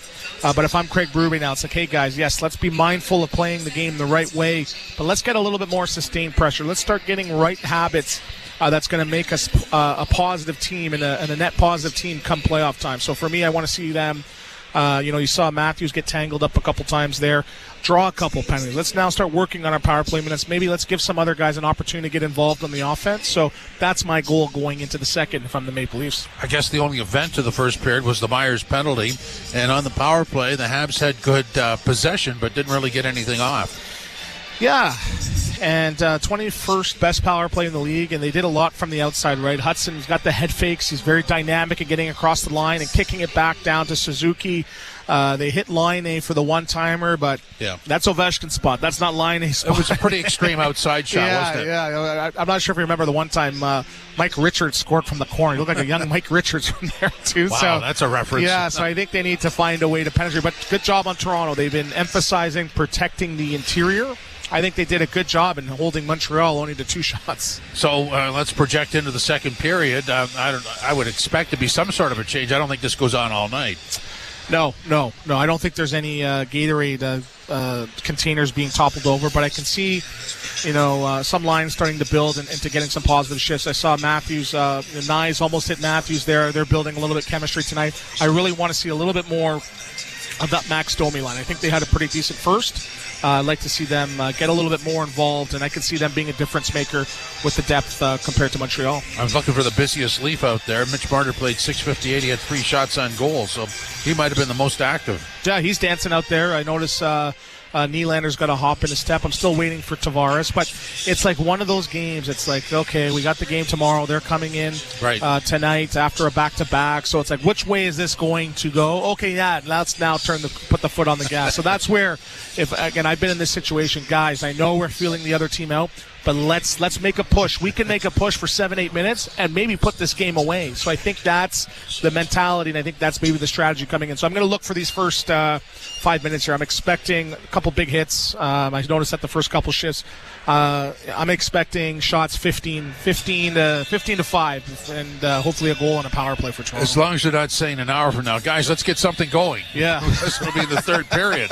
Exactly. Well, I mean, sometimes you just wait for situations to present themselves, and I don't think there was any of that in that period. No, but this is a game now for guys like the Lorentzes and the Lautens and the Holmbergs and the Domies and the Robertsons and the McMahons. Like this, the top guys can't carry you every single game, and I loved it. I loved being in these situations where the top guys were just sort of maybe holding back a bit, and that would be my opportunity to say, hey, you know what, I'm going to step up and I'm going to do something here. Big hit, get the crowd involved, fight, crash into the net, try to draw a penalty.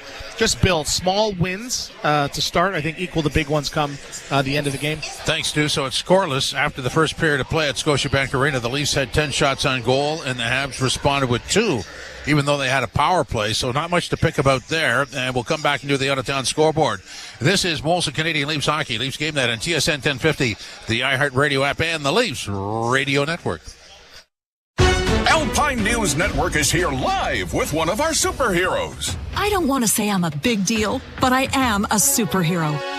I love helping people consolidate their debts, and that's what I did for the Smiths. I took their bills and zoom! Wha-bam! Zap! Turn them into one low monthly payment.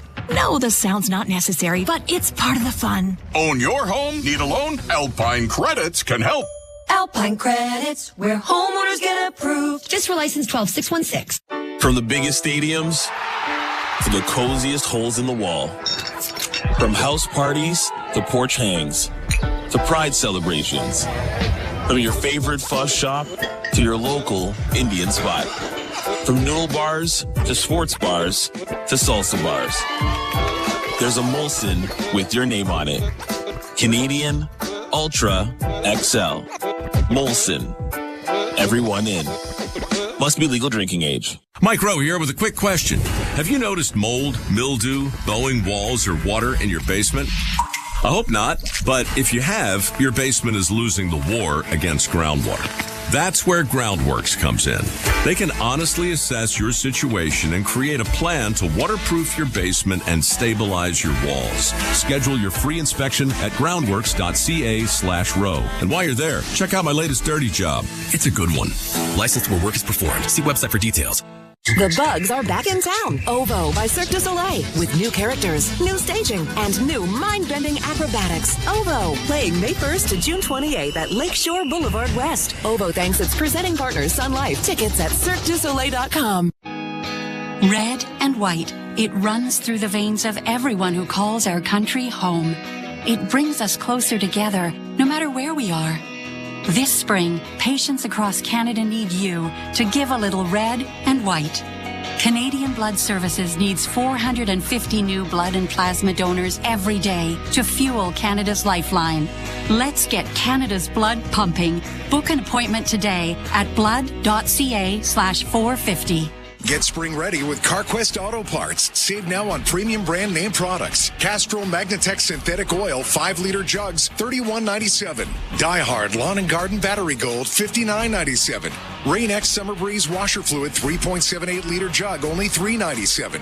And Trico Flex Wiper Blades, all sizes, $9.97. Hit the road with CarQuest for your auto parts needs. Visit a CarQuest Auto Parts store or carquest.ca for more information and full flyer details at participating locations. The out-of-town scoreboard is brought to you by Maple Toyota. You don't have to go to town for a great new Tundra RAV4 gas or hybrid.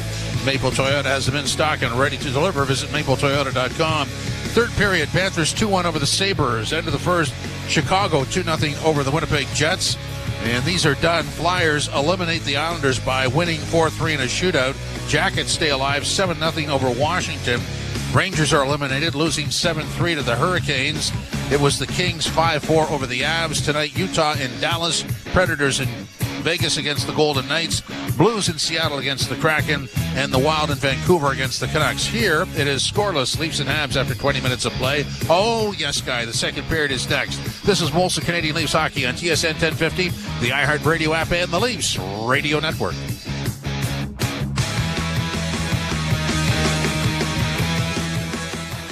This one is a shocker. When the sports world is talking, nobody gives you more perspectives than the experts of Sirius XM. The Denver Nuggets have fired head coach Michael Malone. Hear instant reaction on Mad Dog Sports Radio. What the F is happening right now? Of all the names that could have been said. And expert analysis on NBA Radio. We have seen two of the league's best coaches get fired in the last 2 weeks. Make it make sense. Live sports talk when you need it is on Sirius XM and the Sirius XM app. NHL Morning Skate. December 15th, Vancouver Canucks were in the playoffs. And this is when they had that big controversy going on. So they had to do something about it. And they did do something about it. Well, now they're not in the playoffs. You know what? They're not even really close anymore. This is the most absurd season falling apart. The most disappointing team this season of the 32 are the Vancouver Canucks. NHL Morning Skate with Scott Laughlin and Gord Stiller. Weekdays 7 a.m. Eastern on NHL Network Radio, Sirius XM 91, and the Sirius XM app.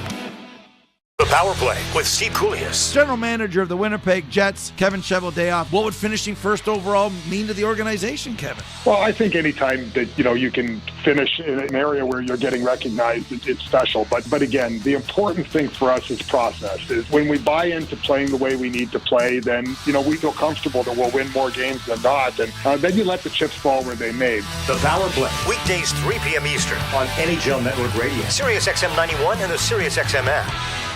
It's soccer's most thrilling league. Only the Premier League can make you feel like this. And now every match is on the Sirius XM app. Can you believe it? From the title race. This is remarkable. Keeps this title charge on track, surely. To the relegation fight. The impossible may still be possible. Hear every English Premier League match on Sirius XM FC 157 and the Sirius XM app. Just search for your favorite club. Join me, Gord Stellick, and Scott Laughlin as we recap the night that was on NHL Morning Skate, weekday mornings at 7 a.m. Eastern on NHL Network Radio, Sirius XM 91. Where you want it. No score after a period as we get set for the second stanza. The Leafs are playing with a man short with 5D, but Ralphie, you and I were reminiscing that back in the heyday of the 6-team league, or even later, it was always 18 skaters, right? There was always one short of a forward line or two, and then you had 5D. It was Bond and Brewer, Stanley and Horton, and then there was another defenseman. It usually was Kent Douglas, and that was... pretty standard issue. The best of course, I could the find. shifts were only 2.5 minutes. That's true. It is true how that part of the game has changed just as much. The best I could find was 74-75. It said is when they went from 18 skaters, including 2 goaltenders, to 20 dressed for a game, and now we have the traditional 4 lines and 3 defense pairs. So, it's one of the funniest things. You're going to survive? Yeah. One of the funniest things that I remember watching is it was the Detroit Red Wings' first game in Edmonton when the Oilers joined the NHL. It might have been the Oilers' first game against Detroit. And watching on NHL Classics, and I'm watching, and Peter Mahovlich is out for about a 3.5-minute shift. Detroit takes a penalty. They'll go to commercial, come back. Peter Mahovlich is take it to the face-off to kill penalty. You know what? They recovered so much quicker. Of course, it was the cigarette smoking in the dressing rooms between periods and a beer, maybe just a... They were better athletes then. What's the era you played in? I guess they were. Well, you still play, so that's why. That's why I compared it. Well, you know what? I'm going to take that as a compliment. We're underway. The Leafs to the left and the Canadiens to the right as they play it through center ice. Benoit steps into his man with a hit on Gallagher. And the puck comes around the boards and into the slot area. The Canadiens can't deliver it to the net. And Tavares intercepts and now plays it to the line, but it's intercepted. Anderson in with a shot that's wide of the goal. Trying to play it up the boards there was Tavares, but it bounces. And a high stick has made contact with the puck. And play is whistled dead. Well, you want to make sure where Josh Anderson is on the ice. He has been just a leaf killer. Absolutely. Yeah. And it seems like, and looking at his numbers, they aren't ridiculous, but you're going, if he's only got, 11 or 12 goals against the Leafs in his career, I remember all of them. Yes, no kidding. Second period brought to you by Molson. Whether it's Canadian Ultra, Export, or XL, there's a Molson with your name on it. Canadians will shoot the puck down into the Toronto zone. Riley carries into the corner. The puck comes free for Nyes. He tries to tie his man up but can't. Canadians maintain possession, but they make a pass that goes out at center. Marner trying to step by his man. Got it to Matthews. Matthews in over the line, and a shot whistled high and wide on the glove side. Wide of the net. Marner trying to keep it in, has it hit a stick, and now the foot race is on with Brandon Carlo, trying to catch his man, pad save, rebound, another save made by Stolars. Here the Canadians again to the near side, shot, Stolars had that go high and wide, kept alive by Gooley, over on the left point, into the corner it goes for Suzuki. Boy, this thing has opened up in a hurry. Chances at either end. Kept in now for Caulfield to Suzuki. Knocked back to the blue line to Hudson.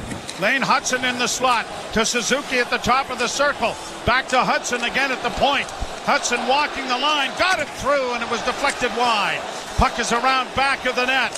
Here's Hudson at the near point. Goes D to D on the far side. Trying to get wide is Gooley. Gooley works into the corner, back of the net, Suzuki. Around on the boards for Hudson. Hudson on the left corner, stops to Suzuki, centered. It'll come all the way back to the blue line to Gooley. Back it goes to the point now to Patrick Laine. Laine trying to curl in with a shot that's wide. Trapped by Hudson on the near point. Good pressure here from Montreal. Laine on the near boards. Got it away, trying to get it away there from Matthews. The two of them, of course, are ever going to be linked as we get an icing here against Brandon Carlo. That'll bring it back into the Leaf end. Tired group of Leafs here. I don't know if Craig Berube, well, no, he can't. No, what am I saying? Nice. Jaden Struble, I thought, looked like he tried to play the puck on the clearing attempt and missed it. You know, it wasn't one of those that it was a clear-cut icing, but Leafs will take whatever breather they can get here for the face-off. And this all started with the Matthews line at a good shift going in the Montreal zone. Marner turned the puck over, and the Leafs, they're going to be, about a minute 20 into this shift now? Draw one by Montreal. Played to the far side by Struble. In along the half boards, it comes back to the blue line. A high shot that Stolars didn't see and heard at the end. Nicely knocked down by Marner at center ice, and he banks it down into the zone to get a change going. It's too bad that they were in their own end for as long as they were, because the play by Marner freed it up. Now the Leafs start out with Domi trying to flip it ahead, and it was knocked out of midair, or it might have landed right on the stick of Robertson in behind everyone. And now it's brought in offside by Bobby McMahon to stop play with a face-off coming in the center ice area. So for Anthony Stolars, only had 2 shots on goal against in the opening period, and then had 2 shots in about 12 seconds apart in the second period. Leafs still holding the edge in that department, 11-4. I believe Florida was winning 2-1. They are, I believe. We got another look at things here. Against Buffalo. Yep.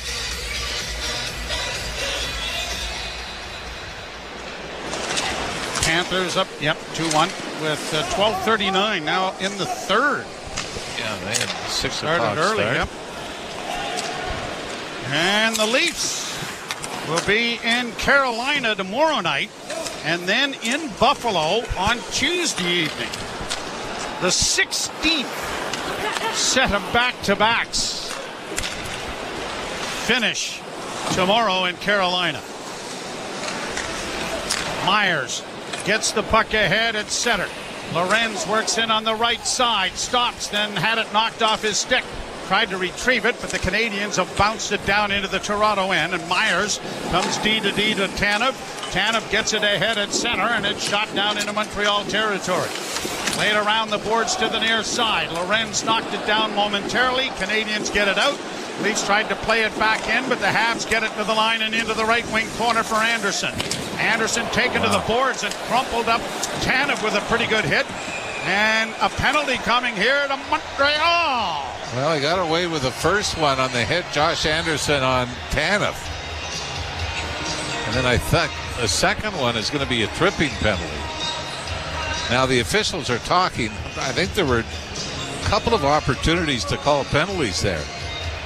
And maybe both of them had their arms up and they're wondering, which one are you calling and which one am I calling? Should we call both of them, or is it just one? Anderson's going over. Montreal penalty number 17, 2 minutes 40.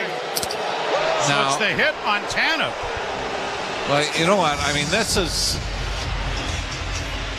had to be the official at center ice made this call, because the guy 10 feet away never had his arm up. And then looked like there was a tripping penalty up the boards as well.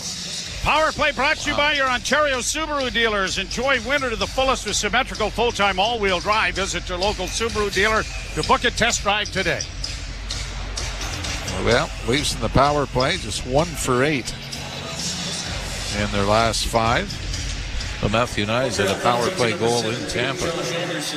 Canadians control the puck, and they're going to play it off the near boards and down the ice. It'll go.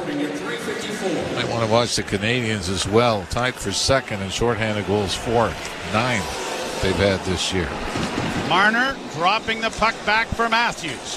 Matthews hits the blue line and in on the right side, but it hit a skate. Canadians countering, bringing it back the other way is Evans. Evans ran out of real estate as Marner did a nice job of containing him. Evans takes it all the way back into his own end and now is going to send it down into the Toronto zone.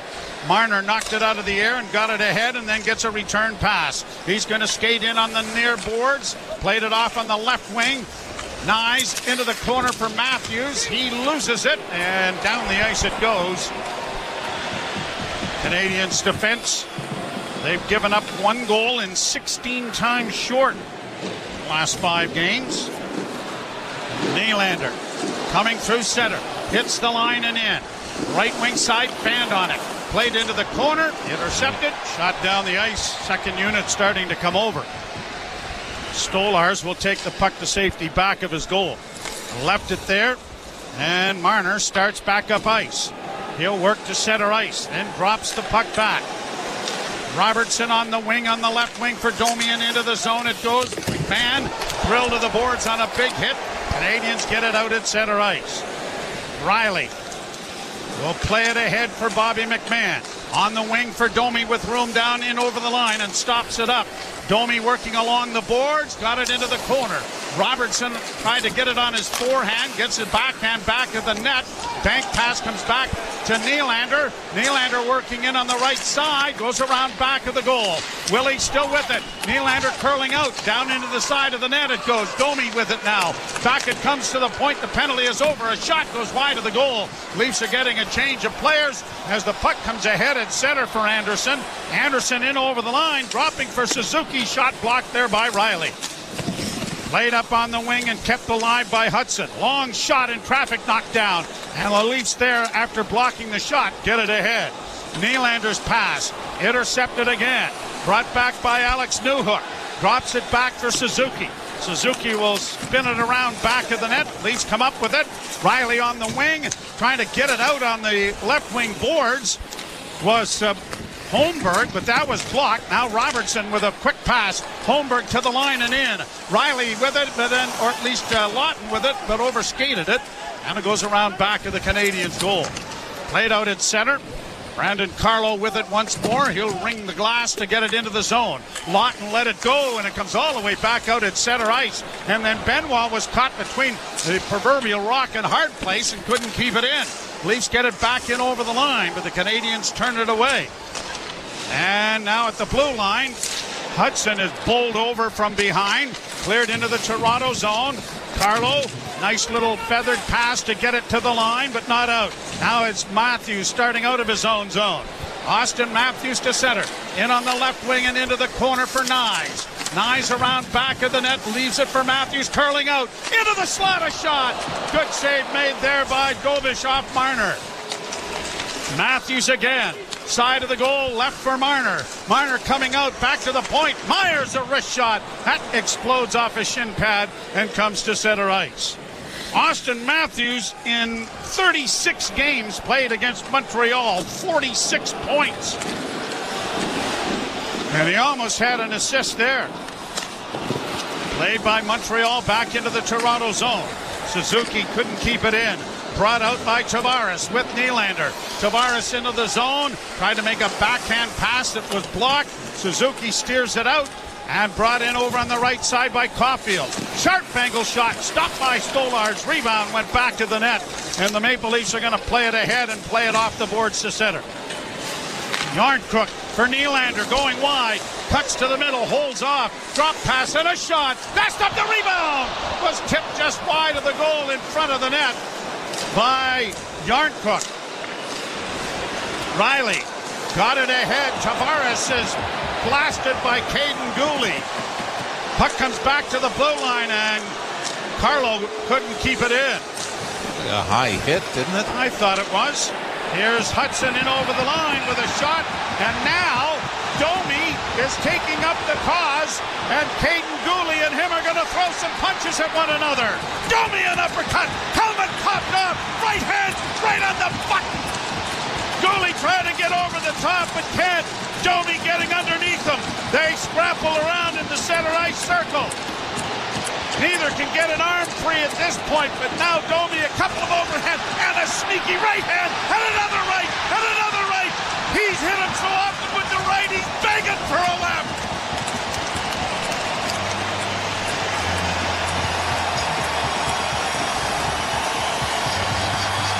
Goalie got in a late one when they both went down before the linesman got in, but whether you want to chalk this up to team toughness or not, this is a retaliation for the hit on John Tavares.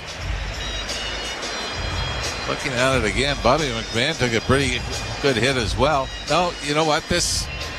I'll say this, the goalie hit was clean on John Tavares. Kind of exploded through the chest, but does Domi get the extra?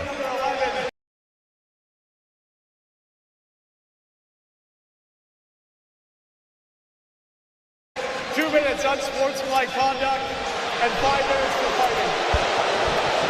Montreal number 21, 5 minutes for fighting. You know what? 2-minute power play. If you're going to call it, give him the instigator, right? That's what it is. It's 2-10 and 5. Give him the instigator. Don't do this creative accounting as to how we're going to get around it. If Max Domi, which we all know what it was, in retribution for the hit on John Tavares, I don't like that. Even though it favors the Leafs, Joe, I don't like that unsportsmanlike. It's an instigator. All right, it is a 0-0 tie, and you're listening to Molson Leaf Hockey on TSN 1050 and the Maple Leafs Radio Network. Hey everyone, Adney and Verk here to talk about our great podcast, NHL Unscripted with Verk and Demers. Jason Demers here. After playing 700 NHL games, it turns out I have an opinion or two. Whoever's saying trade one of them, you don't know anything about hockey. I'm on the bandwagon. I'm rooting for this team. With new guests every week, we will talk about hockey and more. Can't wait till you watch this movie because it's the biggest award of her career. He went into the cheetah exhibit. The cheetah took a piece out of him, and he came into the ring the next day. Tune in to NHL Unscripted with Verk and Demers on the iHeartRadio app or wherever you get your podcasts. Breaking story from Alpine News Network. Jan owns a home and a restaurant fusing French and Mexican cuisine. But she is fusing no more because her ovens have gone kaput. She called Alpine Credits, who sent their speedy superhero. With her business loan approved, her ovens were quickly fixed. The hero even had some of her poutine nachos. Yum! Own your home? Need a loan? Alpine Credits can help. Alpine Credits, where homeowners get approved. Just for license 12616. Mike Rowe here with a quick question. Is your concrete sinking? Whether it's your driveway, sidewalk, or patio, those uneven surfaces are not just ugly, they're dangerous. That's where Groundworks comes in. They use state-of-the-art concrete lifting solutions to prevent tripping hazards, and they're the best at what they do. Schedule your free inspection at groundworks.ca/row. And while you're there, check out my latest dirty job. It's a good one. Licensed where work is performed. See website for details. Face-off will come in the Toronto zone. The Leafs a man short for the second time in the game. Brought to you by your CMC Markets. Take your trading to the next level with $0 commission on stocks. And the face-off to the left of Anthony Stolarz. No score in the hockey game. 13-5. The shots on goal favoring Toronto. Nick Robertson is in, serving the minor for Max Domi. Played around the boards, but it's not going to clear as it comes to line A at the near point. Fed over to Suzuki at the right side into the half boards and into the corner. Pass partially blocked, but Caulfield saves it back to line A on the near side. A shot, and that deflects and goes up into the screen out of play. They mentioned Patrick Laine with the shorthanded goals this season. Power play goals. Power play goals. I was going to get shorthanded stuff in a minute. 15 power play goals. He's only one back of Braden Point, Jake Gensel, and Leon Draisaitl for the NHL lead. They all have 16. Draw one, not cleanly, and they'll do it over again. What I was going to say about the shorthanded goals, Leafs' first shorthanded goal of the year came against Montreal. That was David Kempf and Mitch Marner combining for Marner's goal, and then Austin Matthews' first career shorthanded goal came in Montreal. The Bell Center. Hudson trying to keep the puck in, but the long reach of Matthews sends it out, and then Matthews and Suzuki. A couple of hack whacks and slashes as Matthews headed to the bench. Suzuki starts out of his own zone. Hits the Leaf blue line, had it poked off his stick into the corner. Tanev got it freed up, and now Benoit with lots of room fires it out and down the ice. Well, he had the option of going to the right wing side. He had Marner open. Marner decides he's going right to the bench with the icing. Brought on by the Canadiens as they drop it back again. Suzuki hits the line in on the left wing for line A. Back against the boards. Nyes frees it up. The Leafs get it into the slot area, but Carlo has to settle it first before pounding it off the far boards and getting it down the ice. 50 seconds left in the penalty. Being served by Nick Robertson on the penalty to Domi. Myers takes his man down as the puck comes back to the blue line. Knocked past Lorenz into the half boards to line A, down below for Hudson. Back it comes to the point at the far side. Now to Suzuki. Suzuki to line A on the near wing. Line A off a skate, goes high into the corner. That draws a crowd in there. Won by Myers, freed up and shot down the ice by Scotty Lawton, who gives Line A a bit of a shot, and then Line A turns around and gives him a two-hander. All's fair in love and war, I guess. Brought on now by Newhook. Newhook trying to get away from Nyes. Hits the line and in. Lost the handle as the puck goes into the corner. Gets it again, but it is stolen back by Tanev. Tanev to Benoit. Penalty is over. A pass ahead. Robertson almost got behind the defense. Got it back now for Yarncrook. Yarncrook to Robertson and a wrist shot. Blockered away by Dobish. Played around the boards. It's going to come to the near wing. Robertson with a little head fake trying to get some room. Gets it back to Tanev. Tanev at the right point. Can't shoot it at the net. Sends it back to the goal. Here's Yarncrook with it. Tired group of Canadians out here maybe. Here's Yarncrook taken down. Penalty coming. Robertson back at the goal. Extra attacker about to join the rush. Robertson on the far half boards tries to play it, but it's going to be intercepted off a stick. And the Leafs will go to the power play for the first time in the period and the second time in the game. And the power play is brought to you by Subaru. Hurry to the all-in-one event for great offers and experience all the features that come standard in a Subaru. We're back with the Leaf power play. No score in the game. You're listening to Molson Leaf Hockey on TSN 1050 and the Maple Leafs Radio Network. From shifting tariffs and trade policies, we're seeing more turmoil in global stock markets, to ongoing stock market volatility. It's a very confusing time if you're trying to figure out what happens next. The SiriusXM Business Channel offer in-depth, around-the-clock coverage of the financial markets, economic developments, and key business trends impacting your investments. We're live at the New York Stock Exchange. Whether you're a seasoned investor or trying to better understand what's moving the economy, SiriusXM brings the business world to you. Starting at Channel 112 and on the SiriusXM app. We deliver the NHL. And I just wonder, Berkey, what your thoughts are on the Capitals. They are Exhibit A as to why a retool can.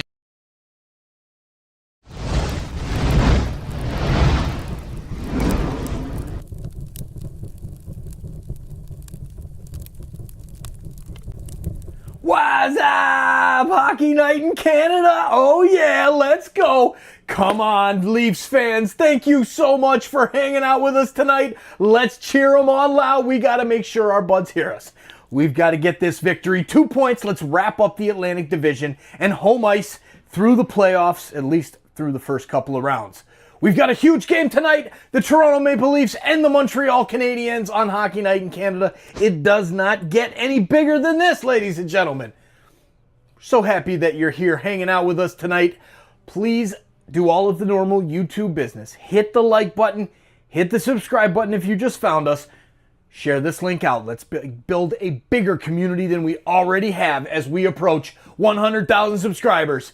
Thanks so much. We'll see you back in the chat. Now let's get the chant started. Go Leafs, go! Go Leafs, go! Go Leafs, go! Gotta beat the Habs tonight. The Carolina Hurricanes. Leafs are in Carolina tomorrow. The game before, Rangers beat the Islanders 9-2. Draw one by Toronto. Leafs on the power play. Marner back into the slot. It goes. Matthews down low. Back to Matthews, but it was deflected. Matthews trying to get it back in and does. On the far side, Tavares. Back to Marner.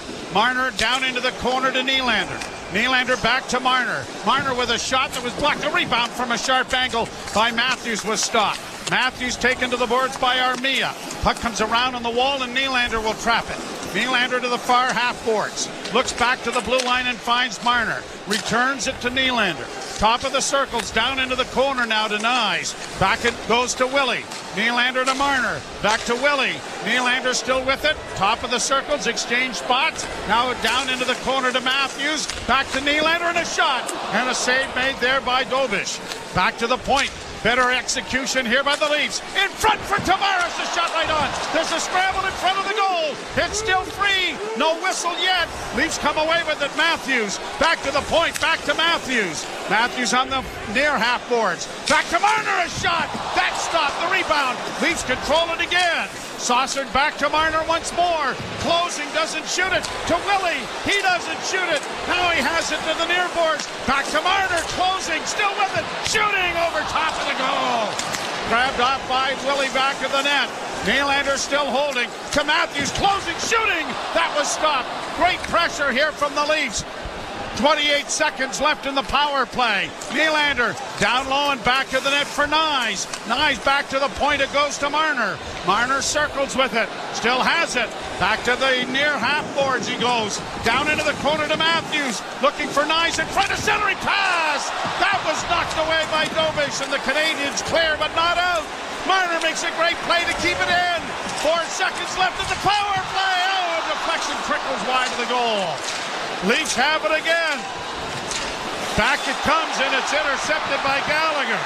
Gallagher, one man back, but a long shot goes well wide of the goal. What a power play that was without a result. Everything but. Pass ahead off Willie, goes down into the zone.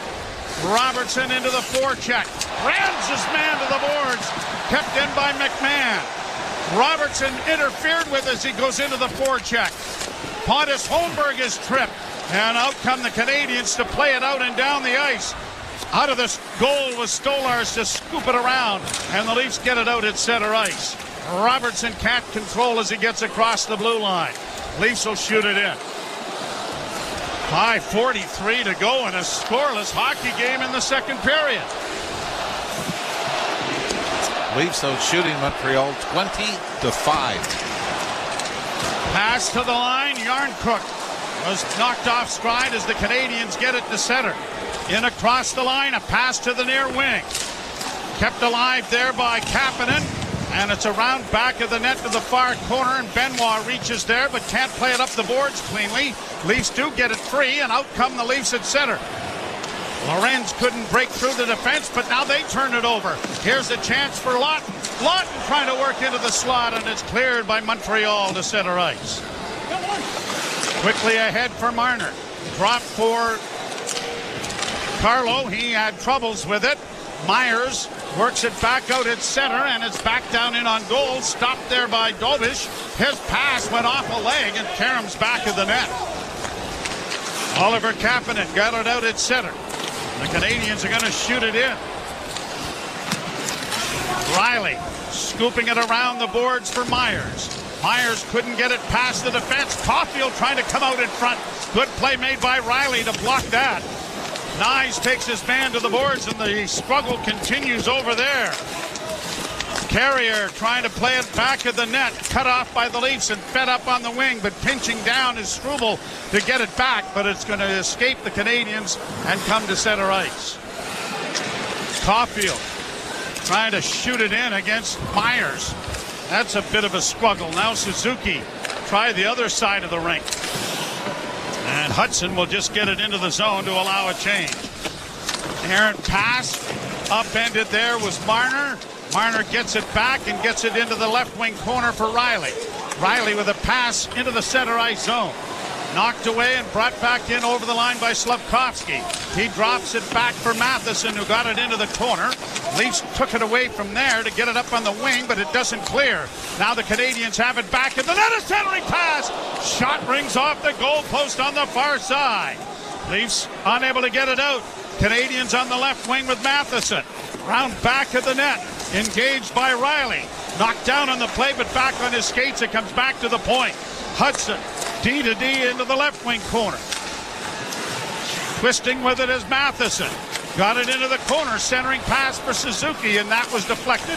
The Leafs Tavares gets it ahead, and Bobby McMahon will flip it down into the zone to allow teammates to change.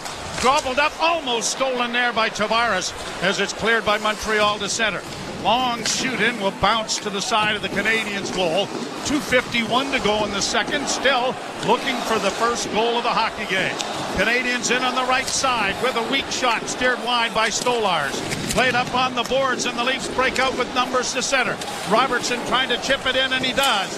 Pontus Holmberg can't pull his way to the front of the net. Robertson in with a good hit, and the puck along the boards goes into the far corner.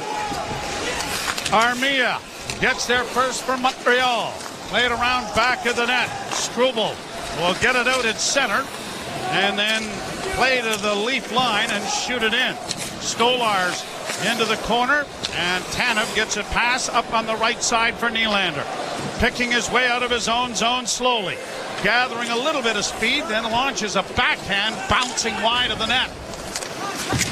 Hit by Lawton, but the Canadiens get it up on the right side. And that's intercepted by Lorenz. Lorenz to Carlo. A pass ahead by Lawton was intercepted. Montreal comes back at center with a long shoot-in that's going to ring the boards to the near side, but it's going to be a delayed offside. And a face-off will come in neutral territory with 1:41 to play in the second period. 21-6, the Leafs out shooting Montreal in a scoreless tie. And a commercial break. You're listening to Molson Leaf Hockey on TSN 1050 and the Maple Leafs Radio Network. The 2025 Honda Civic Hybrid is here, and it may sound too good to be true. With a 2-liter 4-cylinder backed by 2 electric motors, giving a combined 200 horsepower, it's our most powerful and fuel-efficient Civic ever. Plus, with an estimated range of over 800 kilometers and available features like a Bose premium sound system, your crew will love it too. Maybe it should be called the Civic 2.0. Redefine your drive with the 2025 Civic Hybrid. Visit your Ontario Honda dealer and test drive yours today.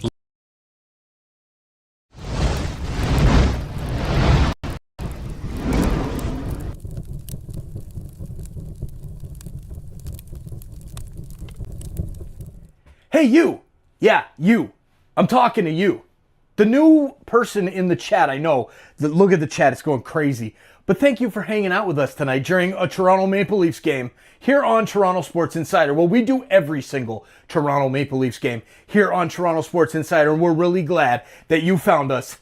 You tell them, chat. Welcome. Welcome. Thank you to all the new subscribers. Now, let's get back to the hockey. Don't forget, turn on the bell so you don't miss it when we go live for every single game of the NHL playoffs coming up as part of our Playoff Pulse campaign for SickKids Hospital in Toronto. Now, let's get back to the hockey. Come on, fans. We got to cheer loud. Let's get that chat flying. Go, Leafs, go! Go, Leafs, go! Go, Leafs, go! Joe Bowen and Jim Ralph back with you. 1:41 to go, second period. This game looking patiently for its first goal. Although it's been an entertaining scoreless tie. Yeah, and a lot more action in the second period. I mean, the Canadiens just, they've doubled their shot total here in the second period. 2 in the first, 4 here in the second. But that Leaf power play, the second one of the game for them, was by far the most dangerous. And what happens, too, in the second period, right, Joe? You get that long change. So if you control that puck in the offensive zone, you end up trying to take advantage of 4 tired defenders, and the Leafs seem to almost be able to capitalize on that. That was a tired group for the Canadiens. Vancouver losing 5-0. Oh, sorry. No, not that game. They have another one coming up. I got it wrong. I'll push it ahead here. But they are on the brink of being out of the postseason as well, as the shot swallowed up by Stolars and held. Boy, Simon Benoit has got to be smarter there. Instead of going D to D to Chris Tanev, he tried to knife a backhand pass up the middle, and it was picked off. And Cole Caulfield rips one from the right wing boards into the chest of Anthony Stolars. Vancouver entertains Minnesota tonight. They're 6 points back with 3 games left. What about St. Louis going on such a run to get in? Wasn't that something? And past Minnesota. Yep. Draw one by Montreal. To the left point it goes. Gooley with the pass into the corner. Marner disrupts Caulfield. The puck against the boards, but Matthews couldn't get it ahead. He had Marner breaking had he done so. Now the battle right at the blue line, and it's Nyes getting free. He's got Morgan Riley with him. Can't get it to him now. Drops it back, and it is into the corner, and the whole rush breaks down. Brought the other way and sent into the zone. Played down into the corner. Stolars had to be cautious with that. It went up into the screen, they say, but the officials bade the game go on. Brought in over the line by Nyes. Nyes back to the left wing side for Nylander. Down into the corner for Tavares. Tavares trying it along the boards but can't come up with it. And the Canadiens will get it out at center. Round into the Toronto zone. Played into the corner for Benoit.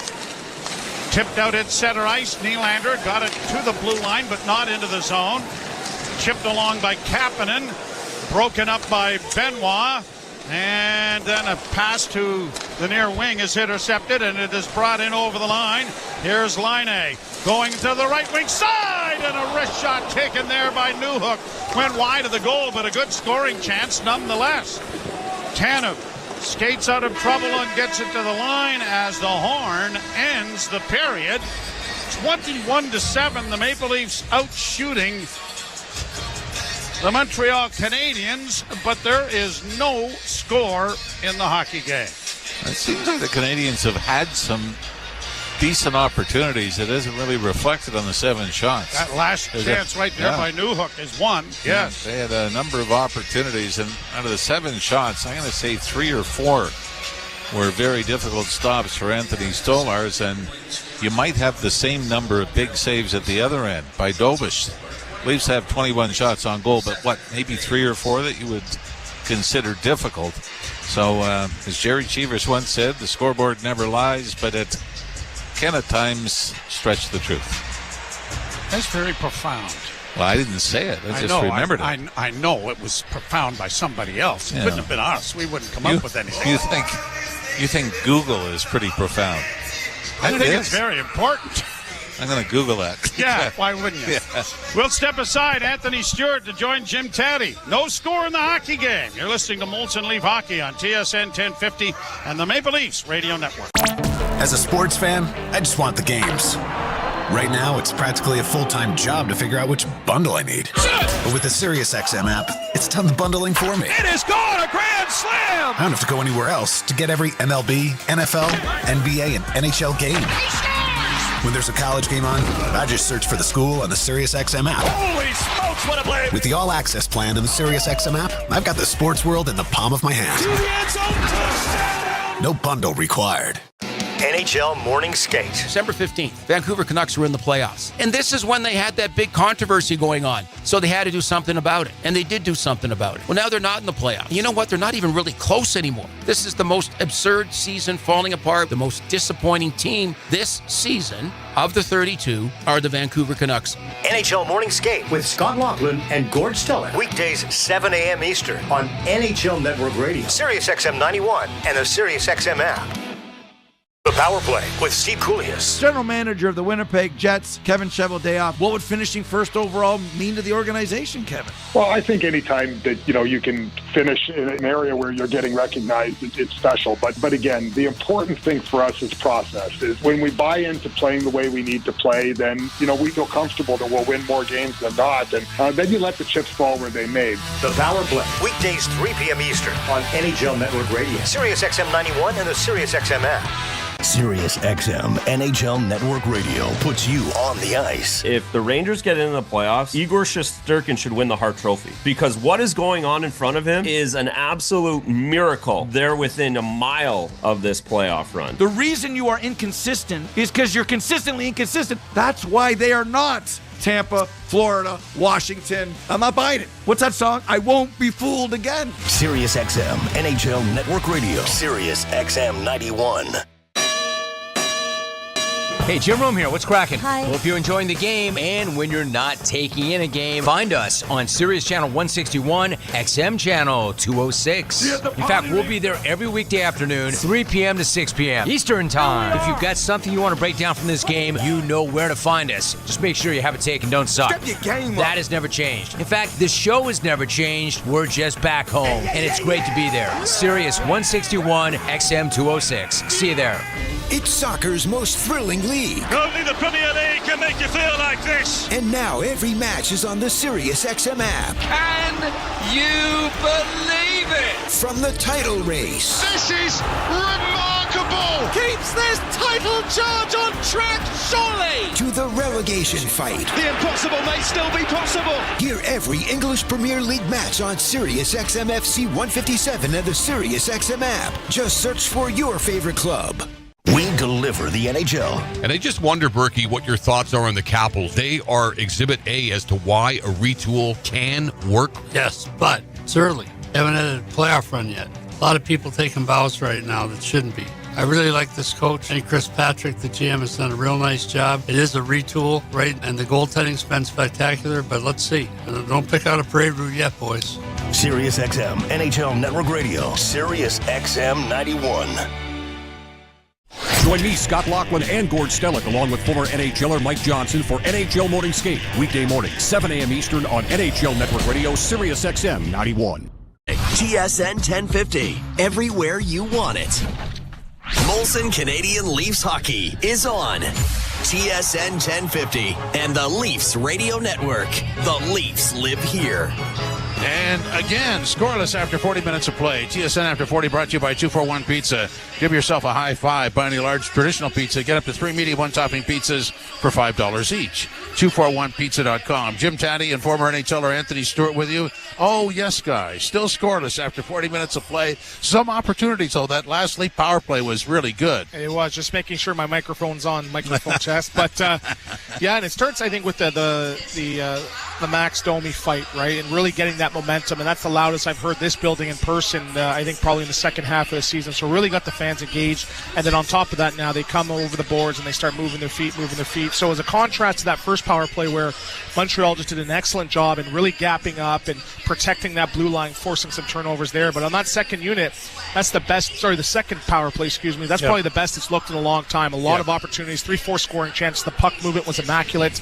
A couple Matthews almost scored there. You had Nylander as well, too. Marner, one went off, and Nyes almost trickled in as well, too. So what that does, whether or not they scored, it put Montreal sort of on their heels, and it's just sort of having them shrink and almost smother them. So again, when we talk about Craig Berube's system, I'm sure he's talking about it may take the last minute of the last period for it to work. You're going to get your opportunities, and they did a good job, getting the momentum that period with the fight and keeping it at for the rest of the period. So it set themselves up for their good second here. Shots are 21-7, 11-5 after that period by my notes. Yes, you are correct. 3 shots Montreal had the first 15 minutes. They ended up getting a couple in the last minute there too. So again, Toronto is now taking control of this game. They just now have to have their talent take over and bring it home.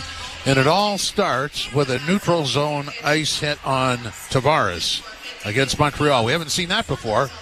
Nothing to recall there. Yeah, and I was discussing, I'm like, well, what unsportsmanlike? Again, it's because if he came over the boards, Max Domi, and started the fight, isn't that instigator 2-5 and a 10? But again, that's neither here nor there. But at this point in the year, it's about sending a message saying, yes, you may hit one of our leaders here, but that's not going to go unanswered. So that's now setting the the stage for a potential playoff down the line or whatever. But just getting in that playoff mode, knowing we're going to stick together, we're going to stand up for one another, we're not going to be pushed around. So good job by Max Domi and taking on a much bigger opponent in Goulet, who's about 6'3", 200 pounds too. And again, he did a really solid job, slight edge to Domi, but that just showed hey, regardless regardless if we're fighters or not, we're going to stand up for our teammates, and that's a message within itself. And just to remind everybody about the playoffs, so if everything stays the way it is now, Montreal goes into the other bracket. Yes. So this could only happen in an Eastern Conference final. Just to remind everybody about that other bracket. Yeah, true. So, but again, you want to still send them out, right? It might be for next year, right? I think it's for the third period. But the one thing, let's not get ahead of ourselves. It's for the third period. Yeah, but the one thing is Goulet now, what that does now, that accountability now, is next time he has that play, he's probably going to take a little bit of sting off that hit, knowing that someone's going to answer the bell. So it's not about having a tough guy and setting a precedent. It's just knowing we, to a man, are going to stand up for one another. And for me, what was great about that, the response by the crowd. It was very, very loud. This is an animated crowd. And that's now feeding the team now going into the third period, where both teams look a little tired. They don't really have the jump that they typically have. Montreal coming off a back-to-back. Toronto maybe saving itself for the game Carolina tomorrow, but it's setting themselves up for keeping that momentum going into the third period. Well, the crowd was so loud that as the Leaf power play was expiring, I thought Stolarz was going to break his stick trying to make a noise. Yeah, in the I heard ice. the sting on that. Yeah, but again, that's the crowd is ramping up, and they're getting hungry for playoffs. So again, I don't think they're calling out the Florida Panthers or anything like that, but they're excited. Bring on anybody, because they know that this group is poised for a run. And yes, we know playoffs, anything can happen, but they're still not playing their best hockey. But look, it's 21-7. If the shots finish 32-10 or 31-10, more likely than not, you're going to win more games than you're not. So the process is there. The results aren't there so far through 40 minutes, but they're setting themselves up to at least get a point, maybe two, and what you need at this point in the season. It's about collecting points. That's all. Well, I mentioned this earlier, but a week ago tonight, at home to Philadelphia, the Habs were down 1-0 after 40 minutes of play, and the following game against Detroit, they were down 1-0 after 40 minutes of play. This is scoreless after 40. Only 7 shots on goal. But in those two games, they played really good in the third period. Obviously, it didn't work last night in Ottawa, but it's sort of their MO. Yeah, and they're a team that sort of has to stick to the system as well, and they did a great job on the penalty kills. I talked about protecting Dobish, but they do have some game breakers. You saw, I think it was the last minute, I think it was Suzuki maybe went on a rush and just tried to throw it on the ice to catch Stolarz sleeping. Good save by Stolarz. They're getting the foot out. But him, Caulfield, Hudson needs a half a step, and he can take that. So if I'm Toronto, it's like you're not necessarily trying to hit the home run. Go for the 1 point. You're not sitting back in any sense of the word, but you're continuing to play the same way. But Montreal, again, this game's not over. They can put up two. They can put up a 2-3 spot easily in a period. Well, and the 7 shots on goal are misleading because they had another 32 that didn't get through. Hit the net. Yeah. Find the seam. It's out there. Stop shooting it at the guys. Yeah. Chris Tana's not that big. Quit hitting me with that shot. Who's the best Leaf so far for you? Ooh, you always ask that question. Yeah. That's when I get stuck. I think it's tough. I like Marner. Marner's got some good hop. He's coming around. Nylander's making some good plays. You know what? I'll say the simple answer. He's got 7 saves. I'll go with Stolarz. Yeah. Okay. What do you got? I actually like Nyes. I like that top line. It's really been noticeable. Yeah. You saw Matthews again, and he had a couple shifts where he took over the game too. I'm looking for him to do this in the final 20 as well. This is Molson Canadian Leafs Hockey on TSN 1050 and the Leafs Radio Network.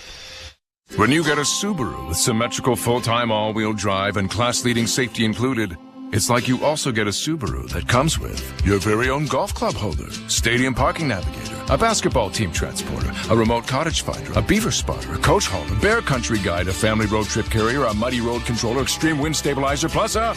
And we're out of time. Subaru is the multi-tool that masters...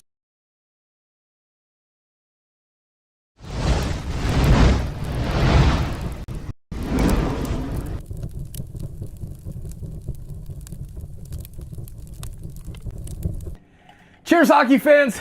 Thanks for hanging out with us tonight for the Leafs as we wrap up our season. The regular season is almost done and the playoffs are right around the corner. Our Leafs are in. We know that. Our Leafs are so close to clinching the Atlantic Division title.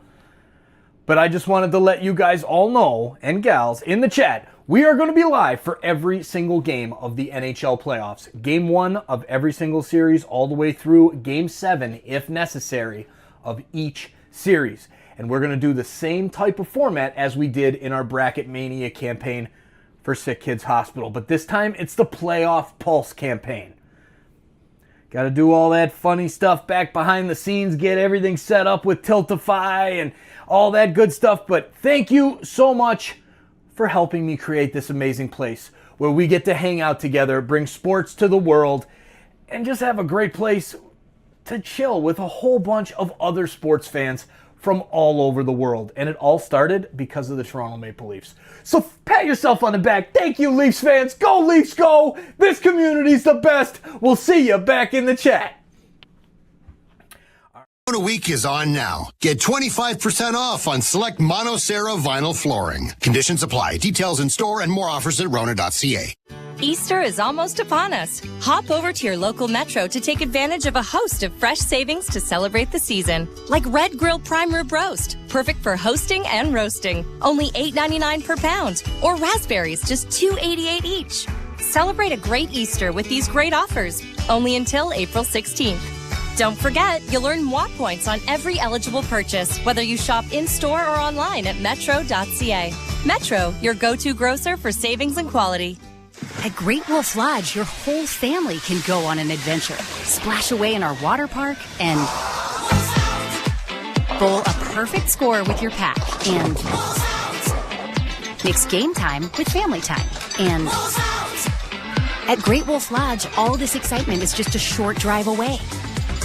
So bring the pack together and learn more at greatwolf.com and strengthen the pack. The out-of-town scoreboard is brought to you by Maple Toyota. You don't have to go to town for great new Tundra RAV4 gas or hybrid. Maple Toyota has them in stock and ready to deliver. Visit mapletoyota.com. Here's what we have. Panthers and Sabres now in round 4 of the shootout. It's tied at 2. At the end of the second period, Chicago and the Jets tied at 2. End of the first, Utah 1-1 with the Stars. The rest are done. Jackets still alive, 7-0 over the Capitals. Islanders losing to the Flyers, 4-3 in a shootout. Islanders eliminated.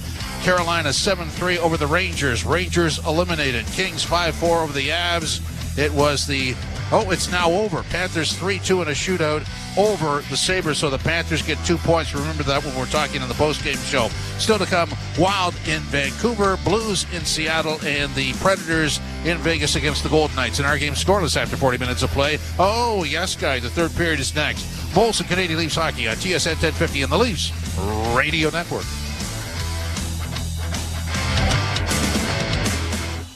Give the new spring era retro kick with an all-new classic vinyl spring mix on the SiriusXM app. Here comes the sun. Featuring timeless classics from the Beatles, Led Zeppelin, and ELO. It's a beautiful new day. To feel-good anthems by Elton John, Bruce Springsteen, U2, and more. It's a beautiful day. Bring this season to life with the classic vinyl spring mix. Search Spring Fever on the SiriusXM app. NHL Morning Skate. December 15th, Vancouver Canucks were in the playoffs. And this is when they had that big controversy going on. So they had to do something about it. And they did do something about it. Well, now they're not in the playoffs. You know what? They're not even really close anymore. This is the most absurd season falling apart. The most disappointing team this season of the 32 are the Vancouver Canucks. NHL Morning Skate with Scott Laughlin and Gord Stellick. Weekdays 7 a.m. Eastern on NHL Network Radio, SiriusXM 91, and the SiriusXM app. The Power Play with Steve Koulias. General manager of the Winnipeg Jets, Kevin Cheveldayoff. What would finishing first overall mean to the organization, Kevin? Well, I think anytime that, you can finish in an area where you're getting recognized, it's special. But again, the important thing for us is process. Is when we buy into playing the way we need to play, then, we feel comfortable that we'll win more games than not. And then you let the chips fall where they may. The Power Play. Weekdays 3 p.m. Eastern on NHL Network Radio, SiriusXM 91, and the SiriusXM app.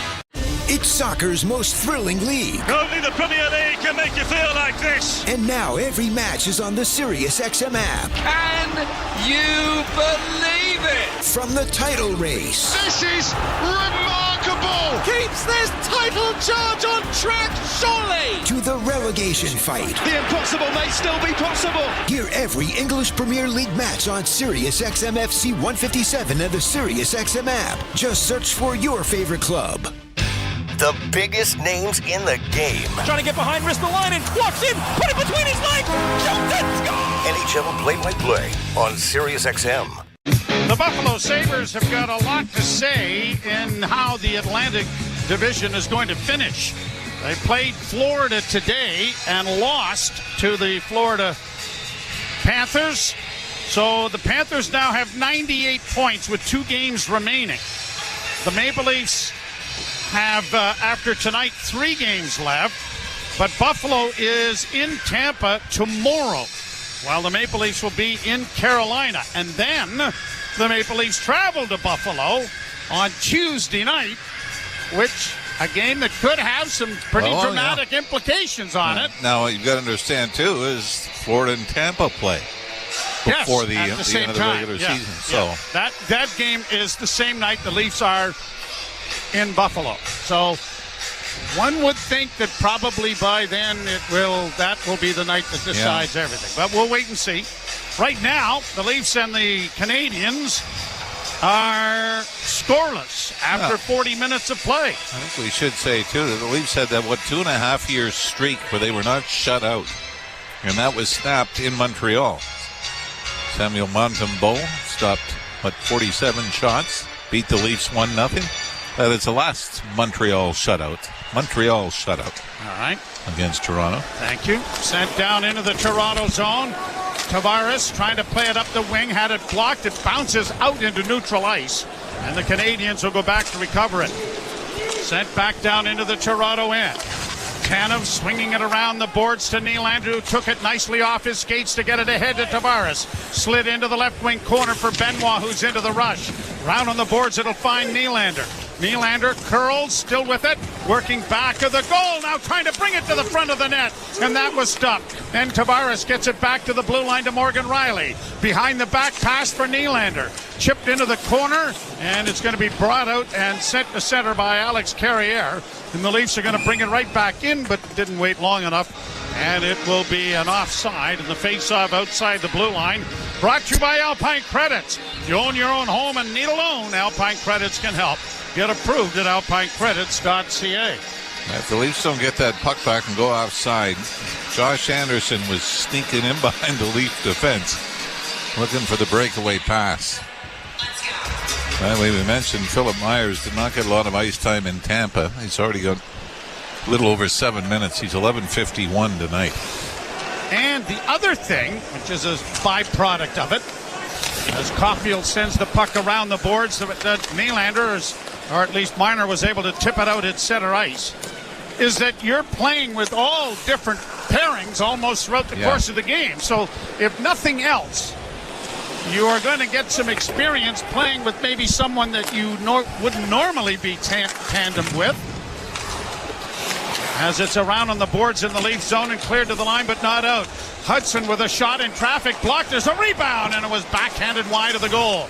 Leafs can't get it out on the wing with Nyes. Goes to the left wing side, and a wrist shot is sent wide of the goal. Nyes this time gets it out into the center ice area after taking a hit from Suzuki. Caulfield back in his own end, heading to the bench. He'll leave it for the defense corps. 18-12 to go in the third. No score in the hockey game. Savard gets it in on the left wing for the Canadiens around the boards. Newhook taken to the wall there. The puck squirts free and bounces to the line. Leafs trying to bank it out at center, and they do. Domi in over the line with a pass, looking for Robertson. It was blocked, and the Canadiens are breaking out at center. 3 of them in on the left wing now. Patrick Laine trying to stuff it in on the short side, and it comes around on the boards off of his stick. Leafs get it to the line, but not out. Savard back in along the board, slowed up by Robertson. He gets it airmailed high to center ice. Laine with it again. Playing it back into Montreal territory. Canadiens changing. Puck back to the Canadiens' goal. Still haven't registered a shot on goal here in the third period. Played around the boards and chipped ahead. The Leafs get it out at center ice, and now in on the wing. It goes to the right wing side. Trying to get free of that is Lawton. There might be a holding the stick penalty here coming up against Montreal.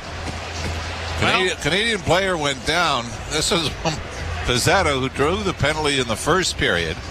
I think he went down trying to draw the penalty, didn't get the call, and then latched on to Scott Lawton's stick. Montreal 55, holding the stick. So the Maple Leafs go to the power play for the third time in the game. And their last power play was pretty effective, although it didn't record a goal. But the power play is brought to you by Subaru. Hurry to the all-in-one event for great offers and experience all the features that come standard in a Subaru. Yeah, Pizzetta, looking at it again, he was doing exactly what he did in the first period. Take a flop, try to draw the penalty, but this time latches onto a stick and gets called for it himself. Tavares to take the draw, and they win it. Back to the blue line to Marner. Marner walks to the middle of the ice. Works to the slot area for Tavares. Tavares is on his backhand. Shot stopped, the rebound. Down is Stobish, and he's going to be able to cover it up. Everyone was expecting Tavares to maybe make a pass on the back end. Instead, he took a pretty good backhand shot at the goal, and then the rebounds were there. And Austin Matthews had a couple of whacks at the bouncing puck on the rebound. But yeah, the Canadiens sort of collapsed back on top of their goaltender Dobich, took away the flanks, but left that soft area in the slot for Tavares. As is the case whenever these two teams meet, there are a lot of Canadiens jerseys in the crowd. Not as many as there were in Ottawa last night. Oh, no, I saw that. But the same situation befalls the Canadiens when the Leafs are down there. Puck won by Montreal, and it's going to be pushed out into the center ice area by Anderson, who hustles after the puck but can't come up with it. And now Nylander coming through center to the line and in. Nylander curls at the blue line, tried to snap it in for Marner. He had to go off his stick, but is able to recover it and get it back to Willie. Nylander sidesteps one, sidesteps two, gets it back to the point to Matthews. Now to Nylander. Nylander looking into the slot area. Down low it goes to Marner. On the goal line, now to the circle. Pass back off the skate of Matthews. Tip to the line and out by Montreal. Matthews bringing it right back to the blue line and in. On the wing, Nylander trying to chip it along there for Nyes. Nyes along the boards to Matthews. Double teamed. Canadiens get it out and down the ice. Stolarz didn't look real comfortable making that save from 133 feet away. Wait, what do we got here? Too many men on the ice? Well, we got something going on at the benches. Coincidental, or is it we just got one coming over? John Tavares is making his way to the penalty box. We got another wave. Montreal penalty, number 17, 2 minutes interference. Toronto penalty, number 91, 2 minutes roughing.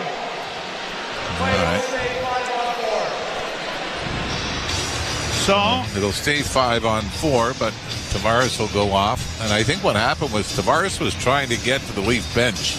Oh, Anderson held him up, and Tavares decided, I'll get one in. He did, too. Right in the button. So with 49 seconds left to go in the power play, the faceoff is in the Toronto zone. And then they'll play 4-on-4. No, they won't. I'm sorry. They'll have to sit in there until there's a stoppage of play.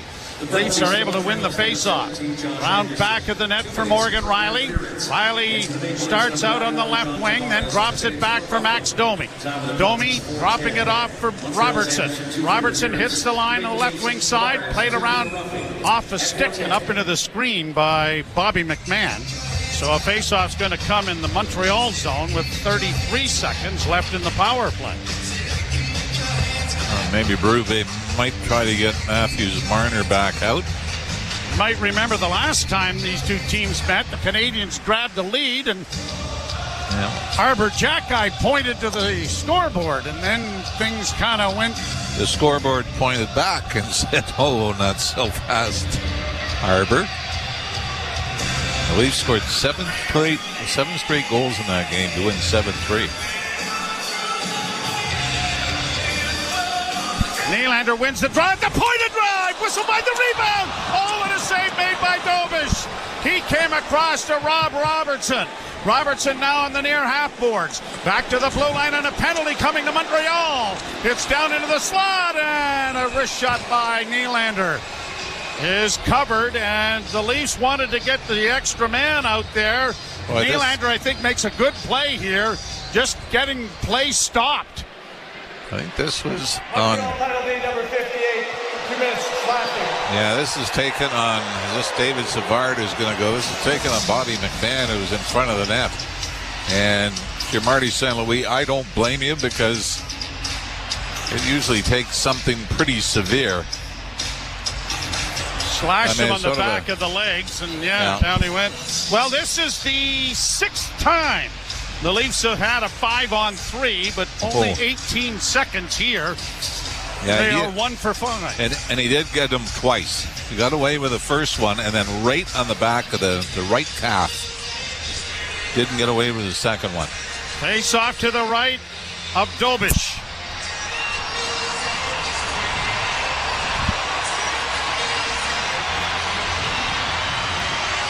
Matthews takes the draw and wins it. It comes to Nylander out into the slot area for Marner. Can't shoot it. Gets away from a check. Goes around back of the net to Riley in front of the net for Nylander. Shot up, rebound! Shot wide by Marner. Kept alive now by Matthews. Matthews to Marner. That was blocked, and it is cleared to the line, but not out. Penalty is expired. Nylander in with a shot. Blocked. The rebound is going to be cleared down the ice by Montreal. Boy, the opportunities they've had here in the third. Wide open nets. Riley gets it to Willie. Nylander into the slot. Dropping it off for Matthews in on the left wing. Matthews comes to the slot area, drops it back. Nyes couldn't shoot it. Nylander has it in the near corner. Cross-ice pass! Nyes couldn't finish. Nyes gets it back to the blue line to Matthews. Matthews walks to the near middle, gives it off to Marner. Marner with a pass that goes off a skate. Riley trying to get it in front, and it's going to bounce into the air, and Dobish is able to glove it. Boy, Mitch Marner, we saw Nick Robertson, similar play. It looked like he had the open net blocker side on Dobish. I think Robertson got stopped. Marner just kind of airmails this. Up higher than the crossbar, and actually still missed the far post. Craig Berube may have taken a timeout here to keep his big boys out. 57 seconds left in the power play.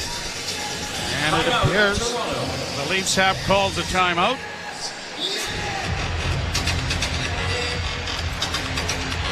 So there will be another face-off in the circle to the left of the Canadiens' goal. A thing to be aware of, usually when one team gets a 5-on-3 in the game, there's Here you go again with bringing up the obvious.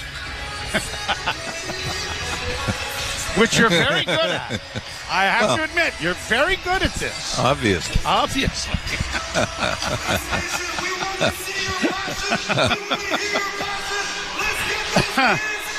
But you know, it's just in the back of your mind, right?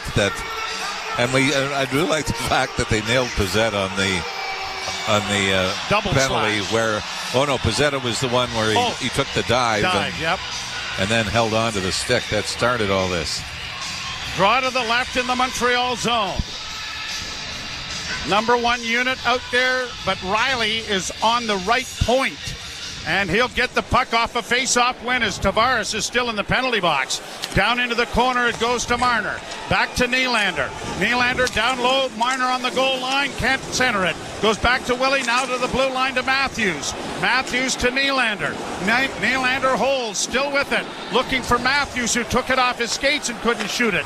Willie gives it back to him. Back of the net, off of Marner's skate. Cleared around on the boards, it's going to get to the line, but Riley's going to get there to keep it in. Backhand along the board, stolen by Montreal and set down the ice.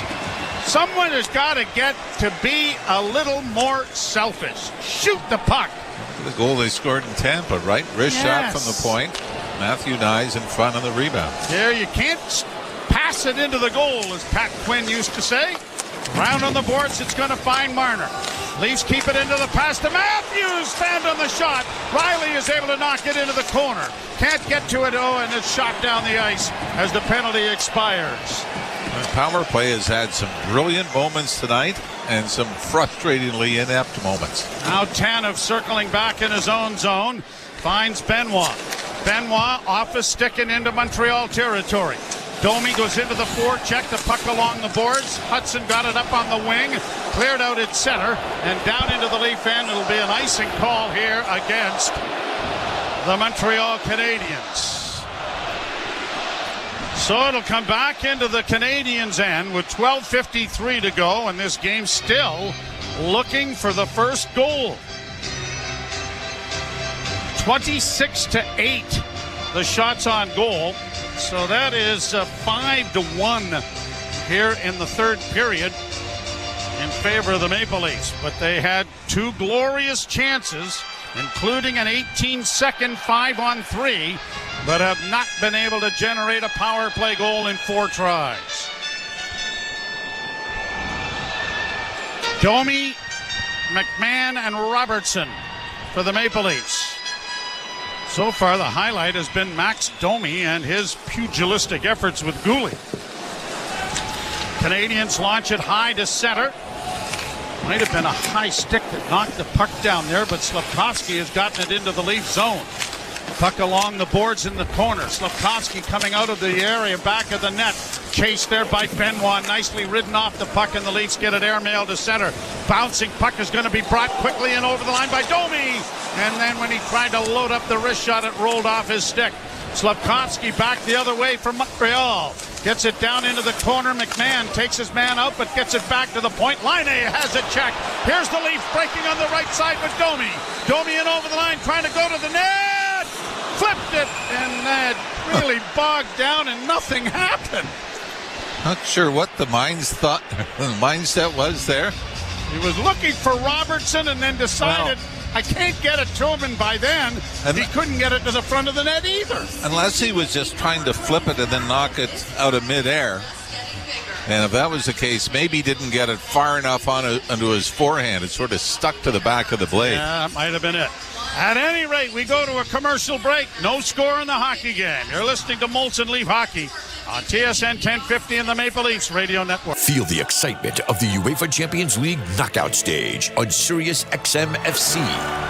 Europe's best clubs. What a start for Inter! And Barca are level! Brilliant Arsenal goal! The world's brightest stars. Mbappe! Kane! Rafinha! All chasing club soccer's ultimate prize. A new page in their glorious history. The Champions League knockout stage, where legends are made. On Sirius XM FC, channel 157 in the car, and the Sirius XM app.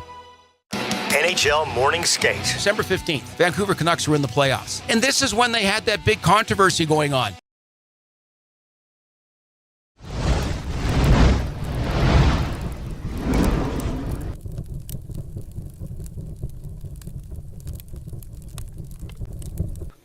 So happy that you're here hanging out with us tonight. Please do all of the normal YouTube business. Hit the like button, hit the subscribe button if you just found us. Share this link out. Let's build a bigger community than we already have as we approach 100,000 subscribers. Thanks so much. We'll see you back in the chat. Now let's get the chant started. Go Leafs, go! Go Leafs, go! Go Leafs, go! Process is when we buy into playing the way we need to play, then we feel comfortable that we'll win more games than not, and then you let the chips fall where they may. The Power Play, weekdays 3 p.m. Eastern on NHL Network Radio, Sirius XM 91, and the Sirius XM app. The world's most thrilling league is now in the palm of your hand. Hear every English Premier League match all season long on the Sirius XM app. Just search for your favourite team. On TSN 1050. Leafs nothing, Canadians nothing. 12:07 left, third period. Tavares back into the game as it's launched out at center ice by Montreal. Marner playing on the defense here as it's shot down into the Canadian zone. Round back of the net, Tavares couldn't reach it. Pinching down here is Carlo. The Leafs are able to keep it into the far corner. Matthews with Nylander and Tavares with Marner on defense with Brandon Carlo. How you liking that, Mr. Ralph? Pretty sure Brandon Carlo's looking around going, what the hell am I doing out here? But, I mean, if this works, you're going to say Craig Berube knew exactly what he was doing. I mean, this is obviously in a game like this, what he's trying to do is create offense. 26-8, the shots favoring the Leafs. 11:42 to go here in the third of a scoreless game. Tavares won the draw, but the Canadians are able to come away with it. Gallagher gets it in on the left wing, and a shot went wide of the net, but it is whistled down on the offside anyway. Boy, that was a late call, wasn't it? Whistle, yeah. So it'll come back out into the center ice area. Brendan Gallagher spent a lot of the commercial break there chatting with the official and pointing out something, and Scotty Lawton, who doesn't have an A or a C on, just kind of sat there and was listening patiently, making sure that if there was a point of view to be... Yeah. By the way, Brendan Gallagher's had a pretty good bounce-back season. Sure has. 21 goals on the year. 5th time he's hit the 20-goal mark, but first time in 5 years. A lot of injuries he's had to play through. Leafs are tied with Washington and Tampa Bay with 5 players who have 25 or more goals this year. Canadiens get the puck to the line, but not out. Leafs are able to swing it around back of the Montreal goal to the near wing. Chopped at, cleared to the line and out. And Morgan Riley is there, working with Brandon Carlo, who is going to play it out into the center ice area. And the Maple Leafs get it ahead for Pontus Holmberg. His wrist shot off a stick was high and into the screen and out of play.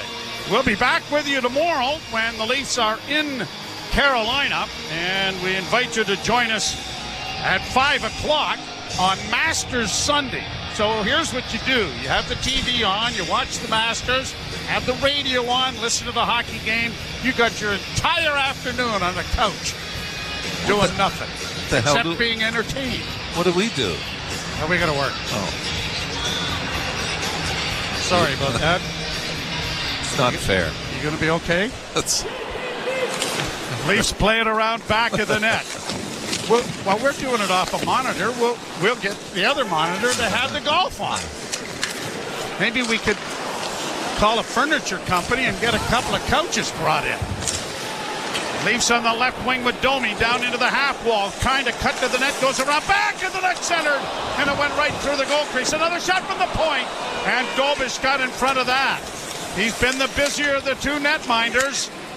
As the Canadiens play it up on the boards, the Leafs pinch to keep it in. It'll be backhanded by Myers into the corners. The Leafs are changing. And the Canadiens have it back of the goal. 21 seconds away from the midpoint of the third period. And no score in the hockey game. Pass deflects down. No, it didn't deflect down. It hit the corner glass just over the head of Joseph Wall there. And so the faceoff is going to come back in the center ice area as a result. You know what stat I'd like to see, and I've never been able to find it. A team's record when they're playing somebody that's on the second of back-to-backs. With Montreal playing in Ottawa last night, this time it's Leafs. Tampa, by the way, 3 straight games where the visiting team played in Florida the night before. That happens a lot. Just two teams in Florida kind of dictate that, don't they? And I bet you the other area is San Jose, Anaheim, and the LA Kings. Yeah. To the line, Marner trying to chip it in, but he pulled up and put the play offside, although Marner is arguing the call. But my point would be, wouldn't Florida be saying, how come we don't get the second game of the back-to-back? Yeah. And a lot of times, this is a rarity where the Leafs actually get the team in the second. They usually play in Ottawa or Montreal the following night. So a break here with 9:49 to play, third period. The Maple Leafs and the Canadiens scoreless. You're listening to Molson Leaf Hockey on TSN 1050 and the Maple Leafs Radio Network. From the biggest stadiums to the coziest holes in the wall. From house parties to porch hangs to pride celebrations. From your favorite fuzz shop to your local Indian spot. From noodle bars to sports bars to salsa bars. There's a Molson with your name on it. Canadian Ultra XL. Molson. Everyone in.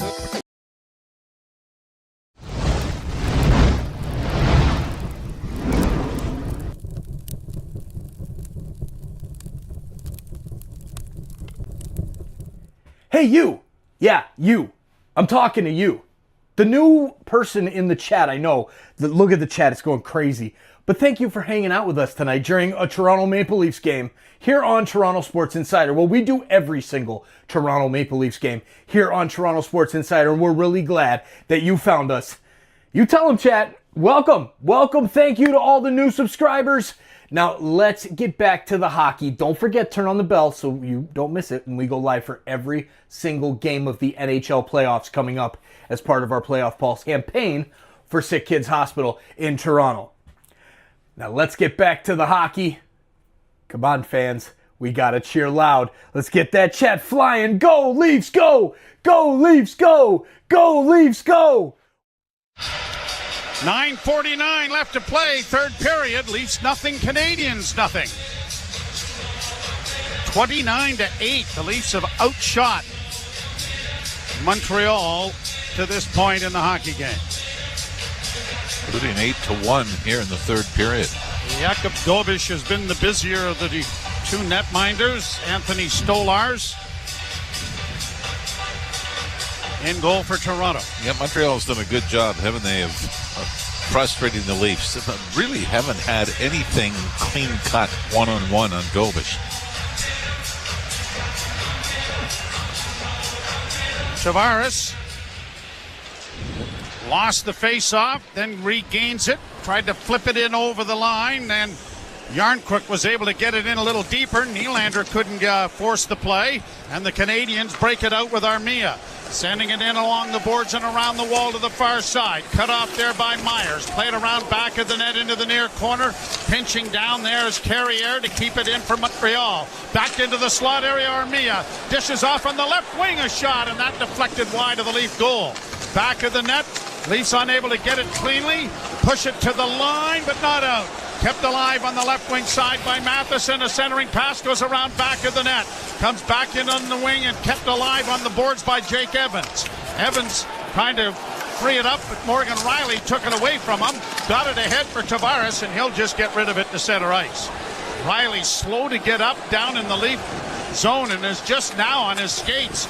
Playing it around on the boards to the far side, and he is doubled over a little bit, trying to get to the bench, and he has. Now Tavares in on the right side. Got it in front of the goal! They jam away at it! And it trickled just wide on the near post. Fed in front of the net, a shot! Net knocked off its mooring by the goalkeeper. Whistle play down. Oh, John Tavares trying to do anything to jam it through the right pad of Dobiš. And then by the time it works around the other side, Dobiš had thrown himself from the right point over to the left and knocked the net off. Not so sure this didn't have a little bit of intent on it. And if it did, it was a pretty smart play. But when you watch, it looks like he gives that little extra push. Oh, yeah, he gave it a pretty good shot, for sure. Draw to his right. Sure, Matt Murray is somewhere going, yep, yeah, that's good job. Played into the corner off the face-off, but the Canadiens are able to break it out and get it to center. And it'll chip down into the Toronto end, and Tanev goes back after it. Tanev reverses it, tried to chip it up on the boards and find Nyes, and he does. But Nyes can't get the puck out. Canadiens keep it in with a pass to Suzuki, and it goes high into the corner. Played by Tanev along the boards. Cut off by Slafkovsky. Slafkovsky loses it. Tanev got it ahead, and quickly Nyes is able to skate it out at center and one-handed down into the zone. Hip checked to the ice on an interference play, but no call. Played out at center ice. And then it goes off a stick and over the glass and out of play. Wow. Yeah, that's one of those, hey, you've already had a 5-on-3. We've already given you a few. Here you go again, Mr. Obvious. But you're good at it. Well, what do you do? It's so unobvious. I just agree with you. That's all I'm doing. Well, obviously that's not the smartest thing to do. Well, obviously. Yeah. Captain. Played into the Toronto zone. Myers sweeping it around the boards to the near side. McMahon couldn't get it out. Played into the far corner. Myers quickly getting it out, but it was not touched by Robertson. And an icing call coming against Toronto with 7:35 to go in the third period. And obviously, the next goal is a big one. Unless there's 3. Well, then obviously it's not as big as yes. Thank you, Captain Obvious. Yeah. you have any questions on the broadcast, No, please send a self-addressed stamped envelope with a photo with 10 cash.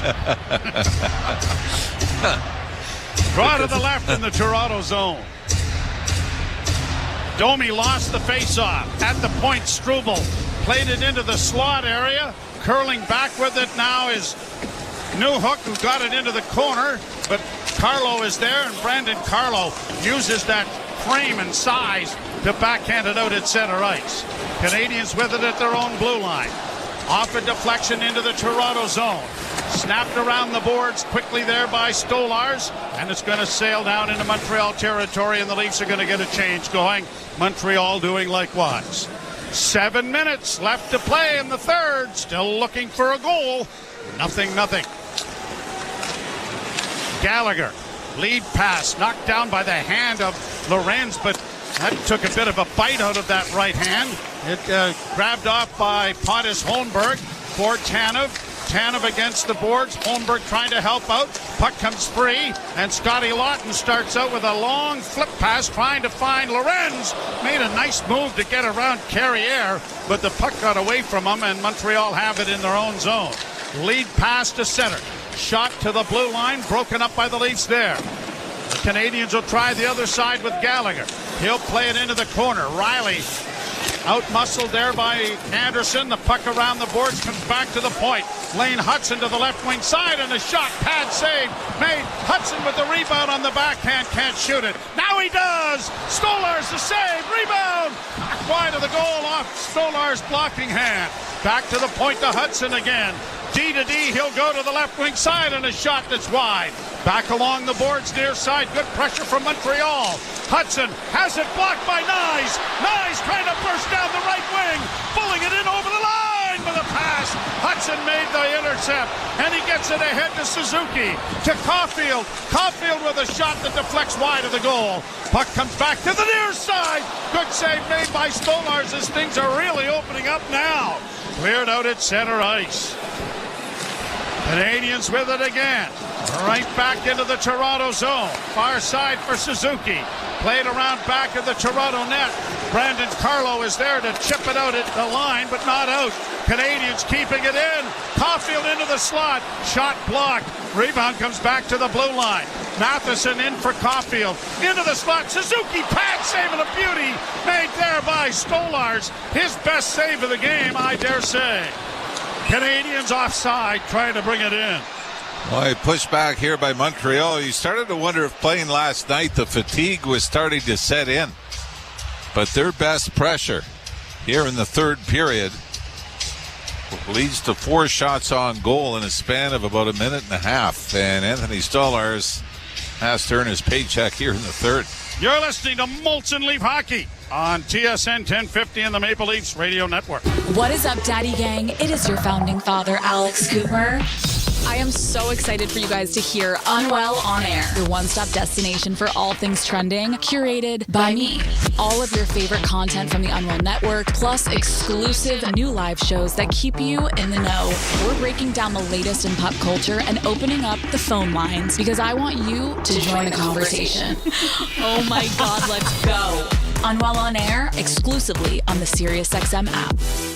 It's soccer's most thrilling league. Only the Premier League can make you feel like this. And now every match is on the SiriusXM app. Can you believe it? From the title race. This is remarkable. Keeps this title charge on track, surely. To the relegation fight. The impossible may still be possible. Hear every English Premier League match on SiriusXM FC 157 and the SiriusXM app. Just search for your favorite club. We deliver the NHL. And I just wonder, Berkey, what your thoughts are on the Capitals. They are Exhibit A as to why a retool can work. Yes, but it's early. They haven't had a playoff run yet. A lot of people taking vows right now that shouldn't be. I really like this coach. I think Chris Patrick, the GM, has done a real nice job. It is a retool, right? And the goaltending's been spectacular, but let's see. Don't pick out a parade route yet, boys. SiriusXM, NHL Network Radio, SiriusXM 91. The best hockey lives here. Burns gets it back. Stick handles to the backhand. Moves in front. Score! NHL play-by-play on SiriusXM. TSN 1050. Everywhere you want it. The Leafs nothing, the Canadiens nothing. When was the last nothing tie before overtime decided? Wasn't that game out in there was San Jose? There was one in L.A. where right before COVID hit, Leafs lost 1-0 in a shootout to the LA Kings. No, but I mean an actual nothing tie. Yeah, the last one ever, you mean. Yeah. Here's Tavares trying to bring it in over the line, but he knocked the puck down with a high stick. Not sure if there was one after that. Shootout came in 05? Yeah, somewhere 06 after the lockout. But yeah, that is the last one I remember. Yeah. And it was an awful hockey game, as I recall. And Glenn Healy, yes, you're right. Came out late, cut his hand, and I believe it was Marcel Cousineau had to come in and relief. Wasn't that the game that Felix Potvin was sent to Calgary? That's it. Yeah. Mike Murphy coaching then, right? Not mistaken? I think that might have been the last Leaf game that was not televised. Thank God. Here are the Canadiens in over the line. Armia taken to the boards, rings it around the boards. It's going to go by everyone and sail all the way down into the Montreal zone. 4:09 to play in a scoreless hockey game. Canadiens get it off the boards, but it's going to go off the stick of Anderson and go out of play. Well, pretty good cross check by Chris Tanev. There's a gut to Anderson. Either that, Tanev's got a big smile on his face. It was either a cross-check or Tanev thinks it was an embellishment. But either way, it got a reaction out of the Leaf defenseman in the face-off at center ice. 4:02 to play in the third period. Dare say the next goal's going to be a big one. That's from Captain Obvious. Friend of yours? Yeah. Face-off won by Montreal. Carrier shoots it down into the Toronto end. Tanev gets there first, reverses the puck up on the boards for McMahon, who got it out, but the Canadiens have retrieved it and shot it right back in again. Tanev is going to try it again, and it is poked ahead, and here's the 2-on-1. Domi trying to get it in for Robertson, and he just failed to get his stick on it, and it went harmlessly wide. This line has had some really good chances. McMahon gets it back into the offensive zone. Domi intercepts, gets it back to the point on the far side. Morgan Riley shooting, and it went wide of the goal. Riley keeps it in to play it back to the net for Domi, who tried to center. He tries to center again. McMahon can't deliver a backhand as the puck bounded away from him. Marner is in the middle of a line change trying to help out. Marner to McMahon. McMahon to Marner. They're tied up on the boards. Puck comes to Anderson, and he'll get it out at center ice.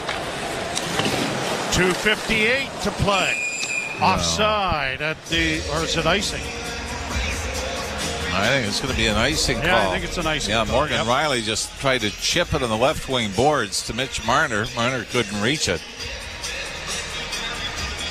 And an important face-off back into the Leaf zone with 2:55 to go.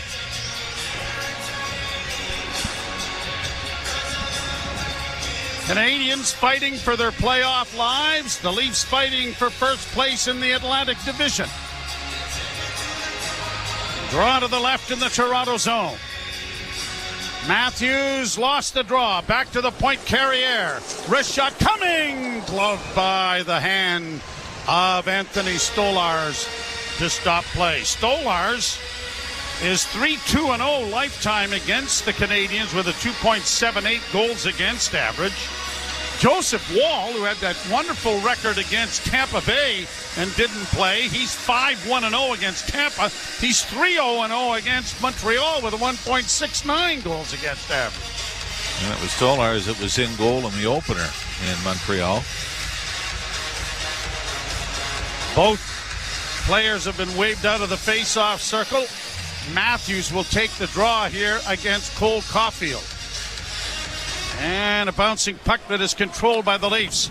Fed around on the boards on the left wing side. Marner had it stripped away by Caulfield. A centering pass that was a little too close to the net that Stolarz was able to handle. Now Tavares playing it off to Tanev. Tanev had it knocked off his stick but hustles back after it. Uses his frame to get it freed up for Benoit. Benoit will send it out off his stick and down into the offensive zone. Nyes will provide some forechecking, but it has come up on the near wing and played out at center ice, where the Maple Leafs have it back at their own blue line. Changes coming for both teams. Riley with 2:12 left to go in the third period. A pass ahead at center. Up on the wing it goes for Pontus Holmberg. Holmberg gets it down into the corner. Both teams would probably be quite pleased about getting a point here in the final 2 minutes as the Leafs keep the puck in. Here's Tavares sending it towards the net, but it was blocked. The puck comes free, banked off the boards to center. Volleyballed ahead for Armia. Stolen back by the Maple Leafs, who have it under control in their own end. 1:40 to go. Up on the wing and off the stick of Pontus Holmberg and into the zone. Dobish out of the net to pump it around the boards to the far side. Canadians get it out at center. In on the right side, it comes to the near boards. Here's Newhook getting it in around the boards, but the Leafs come away with it. Back behind the goal now. Tanev playing it off a stick, and Leafs trying to get to it to get it out. And they do, courtesy Benoit. Montreal with 1:12 to go in the third. Brought on by Carrier. Ahead for shot taken there by Gallagher, was stopped. The rebound maintained by Montreal. Kept in at the far point. Robertson does a nice job to block it. Clears it high to the blue line, but not out. Domi is able to free it up and sends it off on the left wing for Benoit. He's going to gingerly play it into Montreal territory to avoid icing. 46 seconds left in regulation time. Canadians back of the net taking their time in the change, and the Leafs are patiently waiting for them. Canadians play it up the middle. Brought on by Suzuki. And on the right side, shooting off the side of the goal. Comes to the side of the net. Matthews took it away. Matthews gets it up on the wing, and Morgan Riley will play it off now for Brandon Carlo. Back to Riley with the 18 seconds left to Marner, who chips it out at center, but it won't reach Nyes, and the puck turned over in the neutral zone, and here's the Leafs bringing it in. Marner driving the net, stops in the near corner. Couldn't get it in front of the net, was knocked down on the play. Nyes against the boards, trying to free it up with 1 second left. There's the horn. So let's go to the standings. Montreal picks up their 88th point. They have 2 games left. Columbus with 83 and 3 points, are 3 games left. If this stays, they could still pass Montreal for the last playoff spot. Yeah, they need the perfect ending. And the Leafs, now they match what Tampa did last night, which was an overtime loss to the Detroit Red Wings. So the importance of picking up that extra point. So the Leafs go back to 3 points up, this being the game in hand that the Leafs have. 101 the Leafs have. Well, we'll come to overtime. You're listening to Molson Leaf Hockey on TSN 1050 and the Maple Leafs Radio Network. Right now, get 30% off with a Crave Premium 6-month plan and start streaming exclusive HBO series like The White Lotus. We should always live like this. The new season of The Last of Us, premiering April 13th. What did you do? I saved her. Hit Canadian original, The Trades. I want to make things right. And the blockbuster.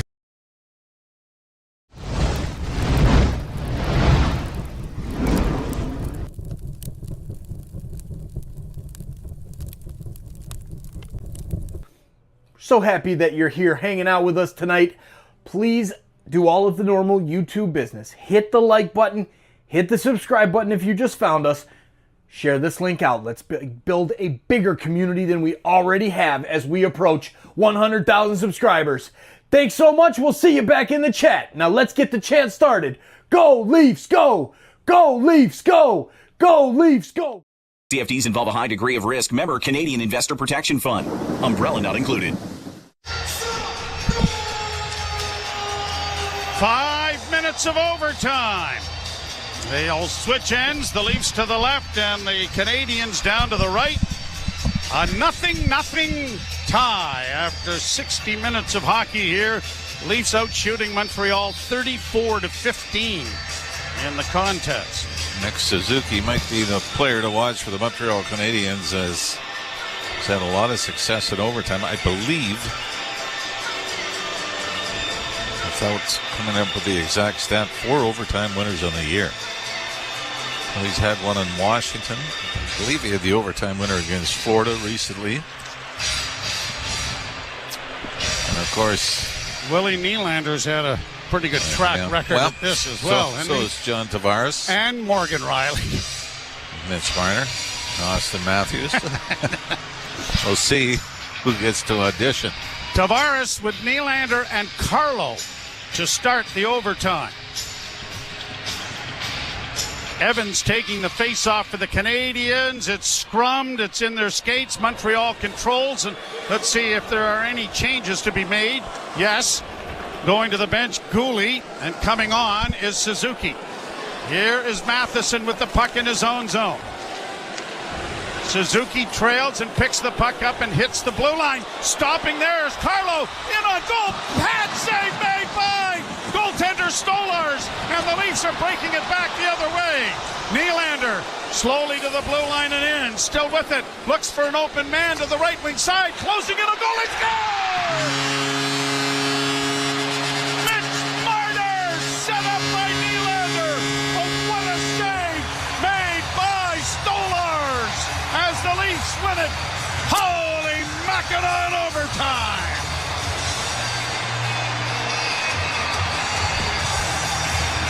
To our credit, we named all the guys that have been good in overtime, all 9 of them. And we should have mentioned Anthony Stolars, who is outstanding in overtime in Tampa on Wednesday night. And he comes up with a big save as Nick Suzuki got in alone on Anthony Stolars, and Stolars stayed with him and got the left pad to the post before the Leafs would eventually pry it out. And the key there was, Joe, it was Mitch Marner coming off the bench late as Nylander and Tavares came over the line, 2-on-2, and then Marner came on late and took the pass on the left wing side and just drifted towards the net, looked up, and spotted the far side open. And Mitch Marner snaps it below the glove, above the left pad, to give the Leafs the 1-0 lead. So the Canadiens opened the season at home against the Leafs with a 1-0 win. Here late in the season, the last meeting of the regular season, goes 1-0 the other way. So, let's take a look at the standings now. 102 points for the Maple Leafs with 3 games left, including the contest in Carolina tomorrow afternoon at 5 o'clock. So they have a 4-point lead on both Tampa Bay and Florida. Tampa Bay has 3 games left. The Florida Panthers have 2, but one of those contests is between each other. Yeah, and that's it's going to be interesting. What would be interesting is what the lineups are going to be, because we've seen of late. Now, Sam Bennett is supposed to be out for the rest of the regular season, but we've seen Paul Maurice rest Sam Reinhart and some of his regular players. It'll be interesting to see what the mindset is when they get to that game, if they're both saying, hey, we're playing each other or whatever, we want to be healthy, or if they feel it's meaningful for home ice. Tampa hosts Buffalo tomorrow. The Leafs could clinch the Atlantic Division tomorrow with a victory. Yeah. And that's, and that might really play into, again, the Tampa-Florida game. You know, if Florida has any chance of home ice advantage, they might treat that game a little differently. Maybe if Tampa says, hey, if the Leafs clinch on Sunday, they both say it's not that important. We know who we're playing, and let's not pull out all the guns in the second last game of the season. Well, we'll let Jim Taddy and Anthony Stewart kind of figure it all out. As you know, Ralphie and I are not real good figurers. That's pretty obvious. Really good. Yes, it is. Thank you for your input. Leafs win it in overtime, 1-0 on a Mitch Marner tally. Join us tomorrow afternoon at 5 o'clock when the Leafs will tangle with the Hurricanes in Carolina. You've been listening to Molson Leaf Hockey on TSN 1050 and the Maple Leafs Radio Network. This one is a shocker. When the sports world is talking, nobody gives you more perspectives than the experts of Sirius.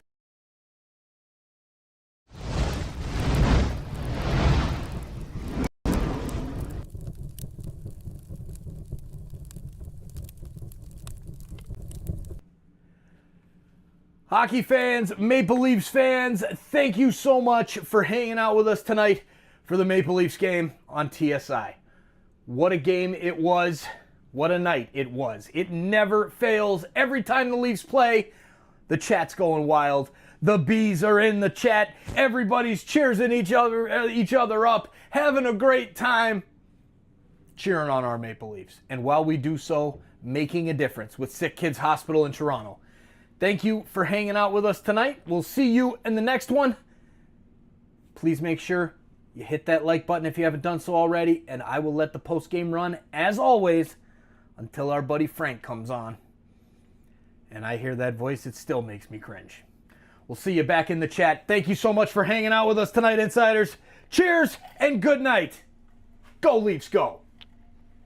The reason you are inconsistent is because you're consistently inconsistent. That's why they are not Tampa, Florida, Washington. I'm not buying it. What's that song? I won't be fooled again. Sirius XM, NHL Network Radio. Sirius XM 91.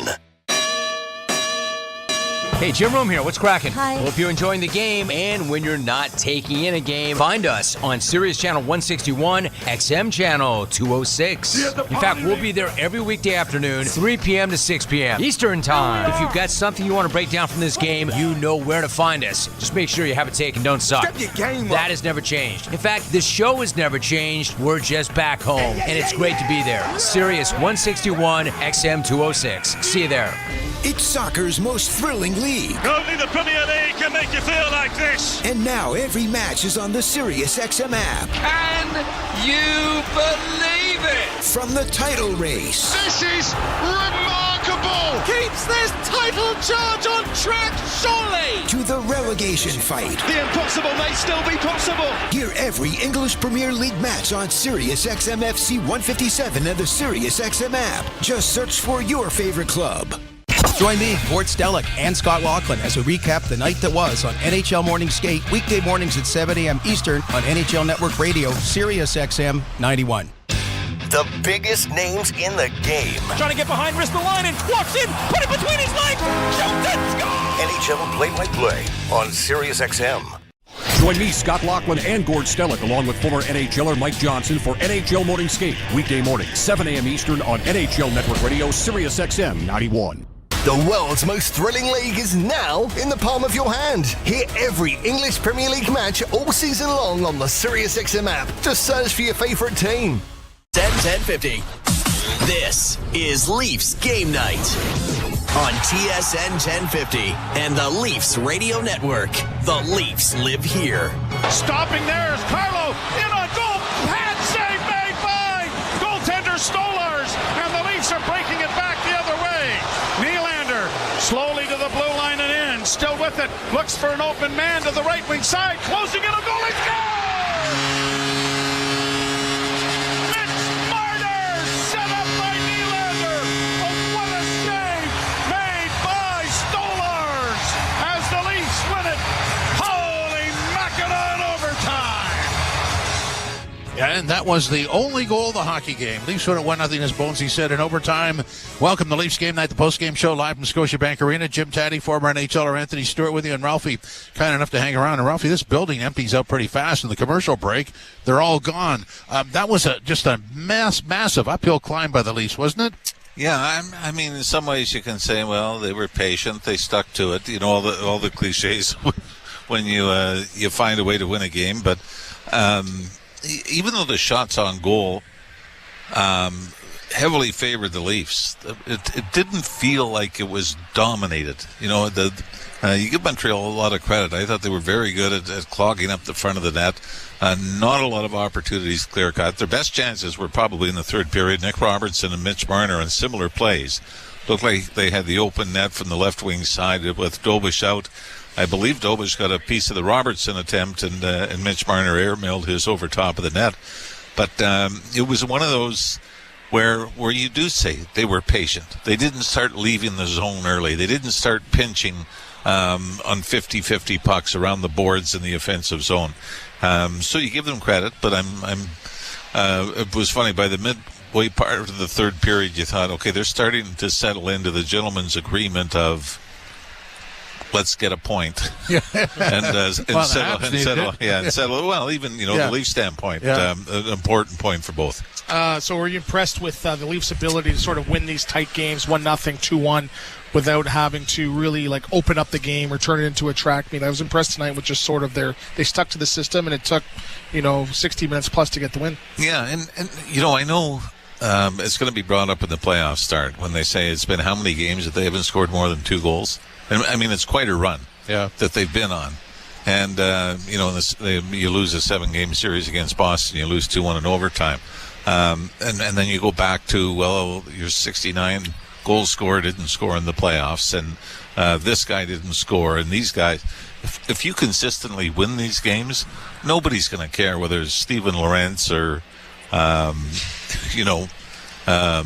David Kampf or whoever gets in the lineup. You're going to be thrilled with a pretty good team effort. So I think you take the 2 points and move on.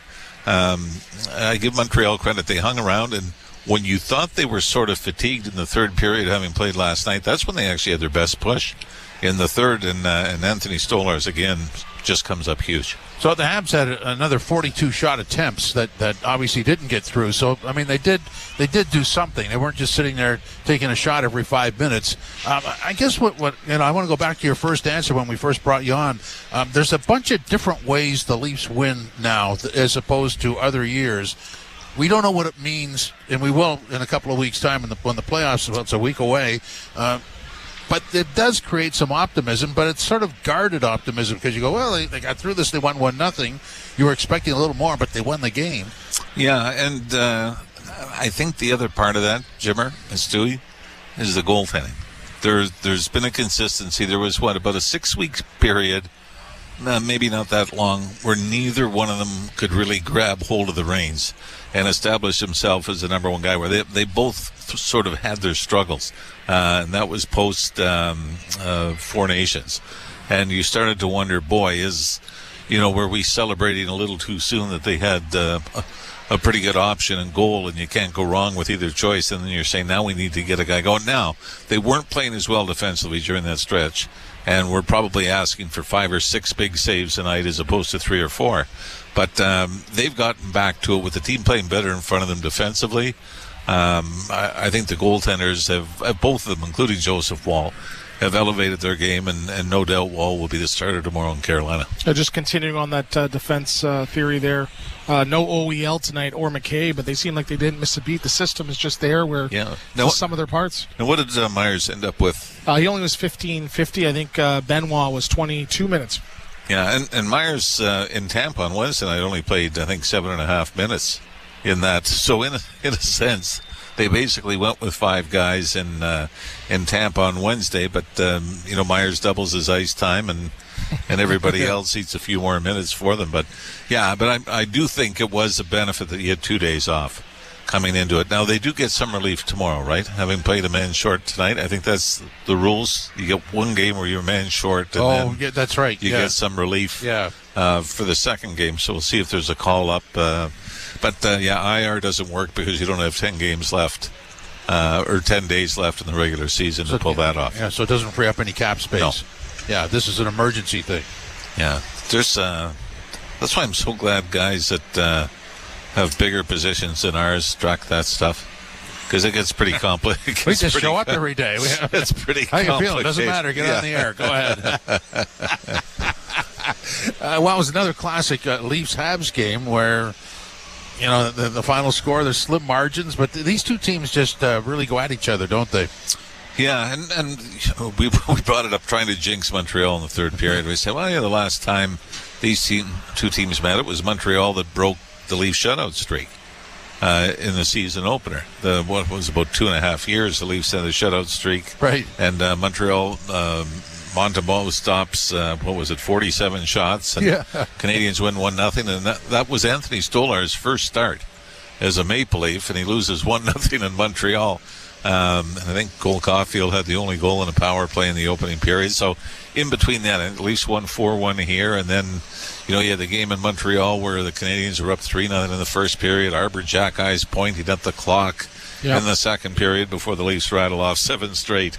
I forgot about that. How do you remember that? Yes. Yeah. So we say I have no idea where I parked, but for whatever reason.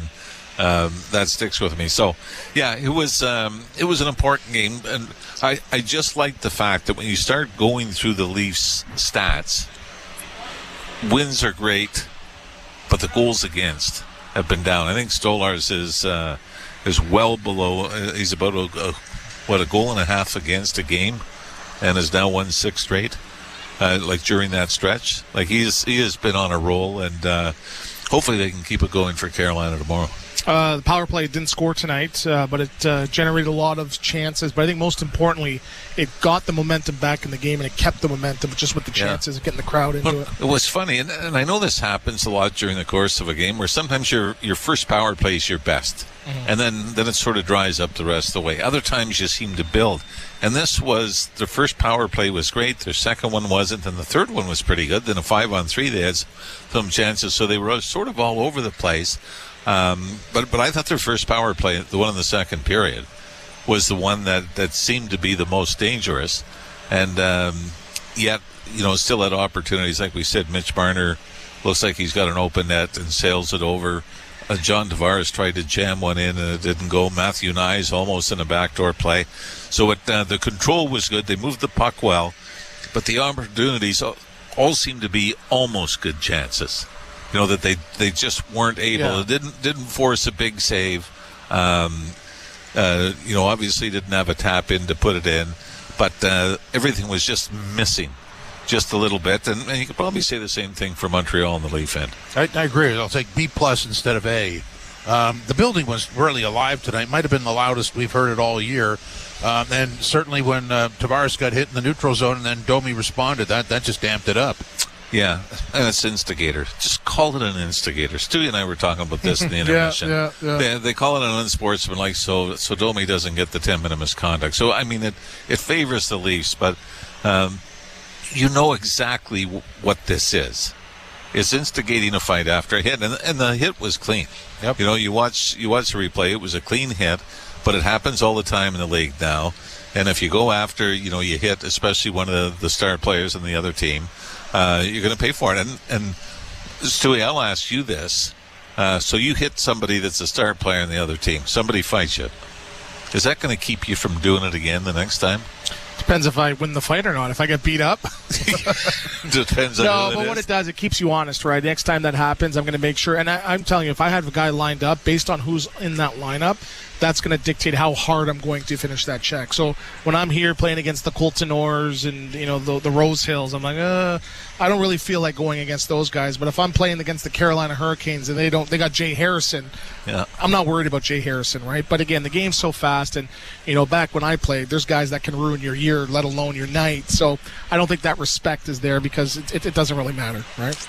Yeah, that's my feeling. Is guys in the spur of the moment are still going to play hard. If I get an opportunity for a clean hit, I'm going to take it. I do see it on potentially dirty hits, but that's then the players deciding what they think is dirty. They're not going to say, well, I thought it was dirty, but the referee said no, so we're not going to do anything. That's not the way it works. So it's a very fine line between wanting to respond, but I just looked at it though, and I said it's an instigator. Like, let's not pretend. Yep. Let's not say it was unsportsmanlike. They use that one a lot, or roughing. Unsportsmanlike or roughing, when you know exactly what led to the fight and who instigated the fight. I do remember the start of last year, I think it was one of the first games here. Arbor Jacki, it was Ryan Reeves had a big hit in the corner. Arbor Jacki jumped Reeves. Jacki did get the instigator in it. But it's amazing how many times you can go through situations like this and you go, yes, no, yes, no. Well, maybe it depends on who it is. Yeah, and it's you know what, that does he's play not into in the it as instigator well. category. He gets the unsportsmanlike. Yeah. He's in the give him credit category. And this guy, wow, he could do it with no penalty there. Yeah, he's fine. Ralph, we get the calculator out here. 4-point lead now over Tampa Bay and Florida Panthers, who are tied at 98. Toronto has 102. They clinched, or they need a point tomorrow. What do you think? Wait, how many has Tampa got left? Three? Three. Yeah. So 4 points up. So obviously, they can make up 6 in a few different combinations. Important to know that sort of keeps Florida out of it is Tampa and Florida play each other on Tuesday night. So from a Leafs standpoint, they're what are we at here? 102? What's the magic number? 102. Remember that? What's the magic? Any combination of, I think it's still 3, isn't it? It must be. Yeah, so if the Leafs... So for Florida, it's different because they've got 2 games left. Okay, so what's Tampa, though? 96? No, they're both 98. Oh, both 98? Yeah. And the Leafs are 102? Yes. So the most they can make... Each team is 6 points in 3 games. Yeah. So 104. The Leafs are 102. The most Florida can get is 102. The most Tampa can get is 106. Okay, and the Leafs are at 102. They can get... Okay, so... And the Leafs have more regulation wins. But if Florida wins 2, then they'd be equal. It's a lot of math. A lot of math. That regulation wins thing. Let's go over this next week. Yeah. Check in on Friday morning. We'll have the answer for you. or someone will. It'll be out there Friday morning for sure. Now because Joe brought it up, he thought the Leafs could clinch first place tomorrow. Well, if they won, that depends on what Tampa does against Buffalo. That's right, yeah. Well, no, yeah, because then we're down to 2 games and 4 left. Okay, well, we could spend the next half hour figuring this out. I don't think anybody would be upset about it. If one train left the station. Oh, no, don't do that. No. That was night school. No. Bad memory. That was summer school. Who are you kidding? Oh, I eventually went to summer school, too. Yeah. Couldn't figure it out in day school or night school. New subject, summer school. Here we go. Ralphie, thanks very much. Appreciate it. I'll text you when I'm home. Yeah, okay, thanks. And Jay Harrison on line 1 for you, Stu. This is Leafs Game Night live from Scotiabank Arena on TSN 1050 and the Leafs Radio Network. Alpine News Network is here live with one of our superheroes. I don't want to say I'm a big deal, but I am a superhero.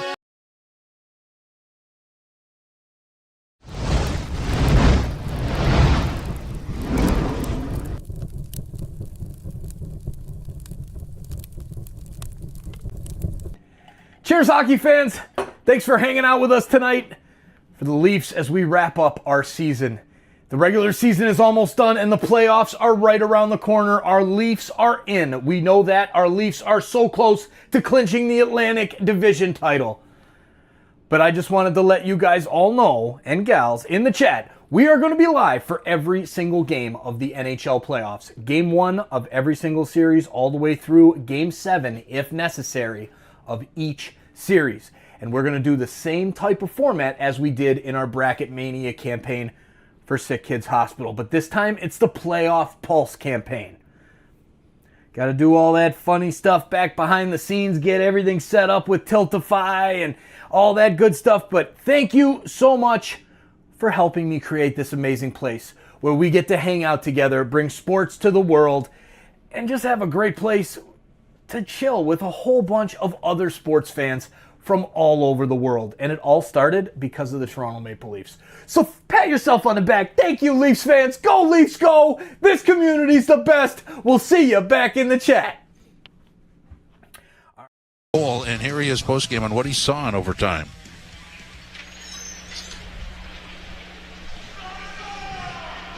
Yeah, big save by Stoles there. I didn't really see what happened after. Just kick out Willie going down the ice, and we talked that Brando was going to change. I was going to jump over and play D in that 3-on-3. So luckily jumped over. Willie made a great play, a little curl up, and was able to have some time to go downhill and pick my spot. You held the Habs to such a low number, and probably season one, I haven't looked it up yet, but without with 5D only tonight, what does that say about the effort you guys really put forward? Yeah, it was great. I mean, I think we really stayed patient with our game tonight. I think when our D, when we really needed them, they were unreal for us. Some big key blocks, some big key stick plays. But yeah, as a group, we just, I think, committed to playing defense first tonight, and that's something that you're happy to see. You officially lock up home ice for round one, very easy. What does that mean? Yeah, it's great. You want to be home as much as you can for the playoffs. So, it'll be great. It's always exciting in this bar when the playoffs come around. I think you maybe got a couple shifts on D tonight. Like, what was it feel like when you were back out there in that spot? Yeah, I like it back there. I mean, I think I expressed it to you guys last year. I don't feel lost or uncomfortable back there. It's I try to just not make it difficult on myself, to try to make easy, quick plays. So yeah, I enjoy it back there when I get the chance to play D, to be honest. Is that something Craig talked to you about this morning, yesterday? Did it just happen in the game? Like, what did he talk to you about? We talked about it yesterday on the ice after practice. Just saying that he's going to use me a little bit on the back end tomorrow. Just seeing how the minutes go for some of our D-men and all the back coming. So I said, yeah, that's fine with me. I mean, like we just talked about last year, I got some serious periods back there when I was playing D. So yeah, that's something I'm comfortable with, and I kind of like it back there, to be honest. Hey, Mitch, you had the 2 power play chances earlier in the game, both ends of the ice. I think are those in the back of your mind at all over time, or are those things forgotten as soon as they happen? No, I mean, I try to forget it as soon as it happens. I mean, you can't go back and try to change things. So, yeah, it's in the past. Can't do anything about it. Just try to be in the moment and try to help the team win games. You have a knuckler on that open net. Yeah, just a little out of my reach. Maybe should have, it's one of those moments where you try to just get it on and off the stick as quick as you can, and don't get all of it or kind of hit it off the toe and it kind of goes to the far side. And as soon as I hit it, I knew it had to hit something to go on the net, to be honest. So yeah, I knew it was probably missing as soon as I touched it. Mitch Marner, star forward / defenseman. So I can see the negotiations now. Wait a minute. You're using them on the blue line, too. That's an extra $500 a year. No escrow built into the contract as well. I just like how they gathered up after the Stolarz save. Nylander understood what was happening and waited for the line change or for Marner to hop over the boards and set it up nicely. Very, very cerebral play, too. And even on the entry, he almost presented the puck, delayed, had the defender have to back up because of Marner actually gaining the zone. So it was a great play there by Nylander, too. And I was calling for a penalty holding the stick on Suzuki, but again, it was just a quick play, quick sequence of events, and great job by Marner finishing it off. So now 98 points for him. Yeah, 2 off of 100, and you're talking about the price going up. He hits 100. That's an extra couple. New coins, category. Couple coins. Right? 100 points in playing defense. Wait a minute, new category. Yeah, it's a good problem to have, though. Cap's going up, so it's not our money, so we can't complain. We're kidding around. The Stolarz, you and I talked about him during the course of the third period. Looks really good in the net, doesn't he?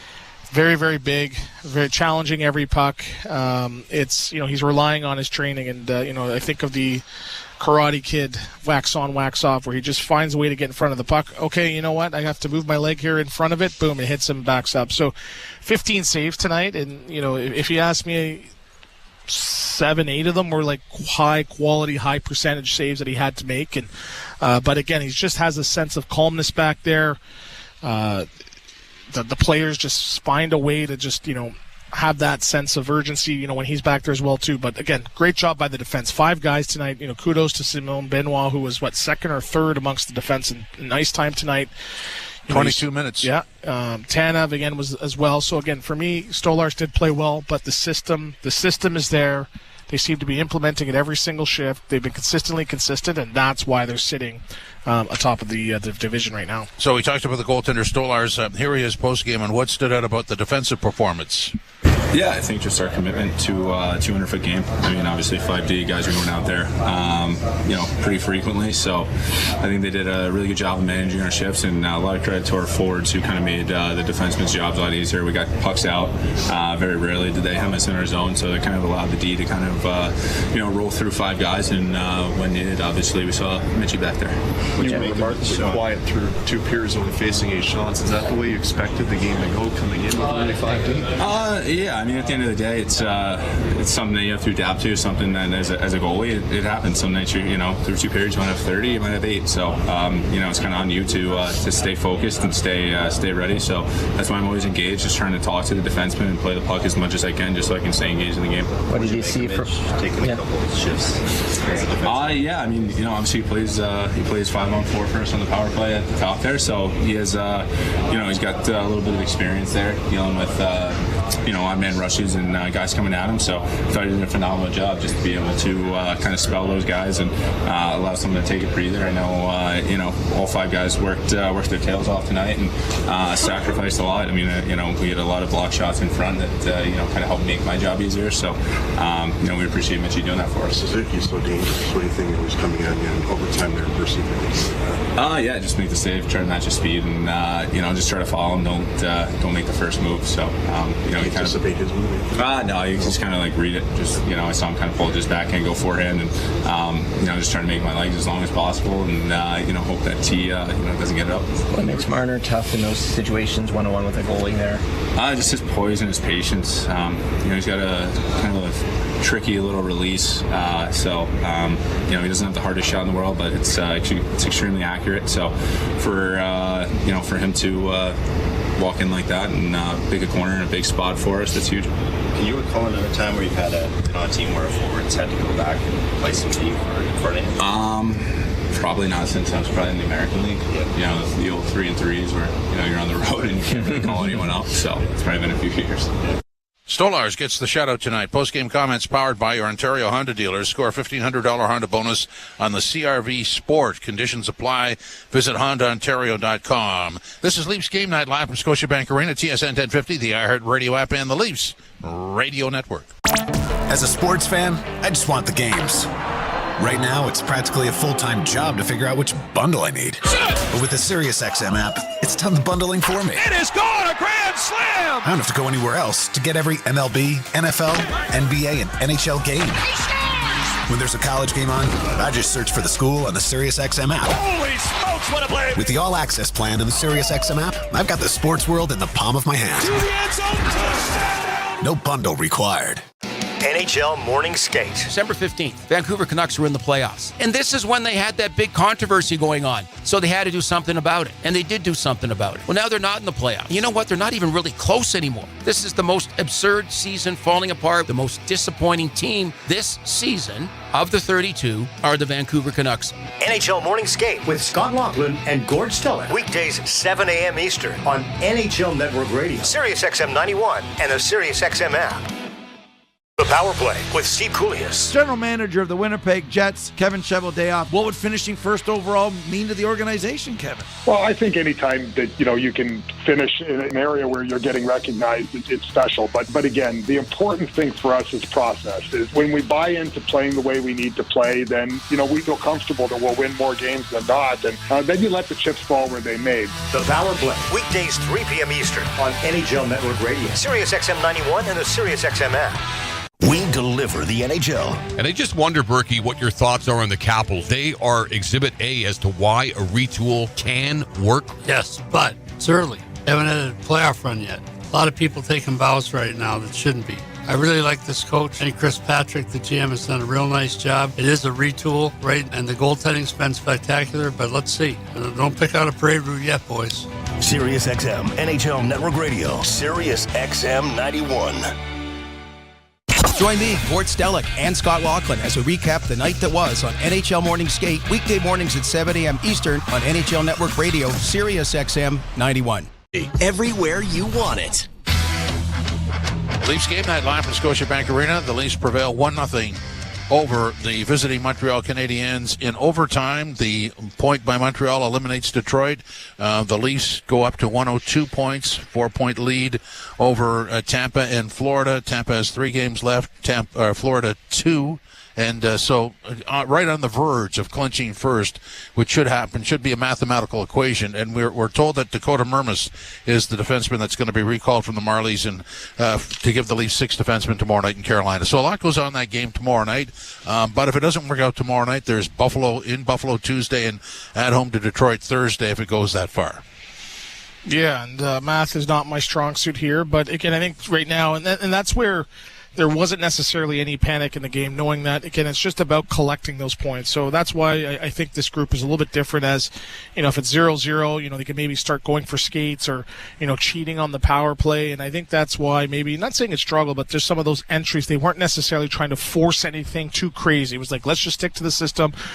And if, they send it back 200 feet, okay, well, that, kills 20 seconds towards us getting that point. So that's sort of been the story most of the year. They keep it close enough where their natural talent takes over. And I don't get the narrative about, the hockey's not most interesting, and sometimes it can become background noise. But pretty boring Mitch winning Marner, the Stanley Cup. Yes, Mitch Marner flirting with 100 points. Nylander top 5 in goal scoring. You're seeing Matthew Nyes almost scoring 30 goals. Tavares is, got 22 goals in his last 22 games, 10 and 10 in the last 11 as well. So the guys are putting up points. They're getting their numbers.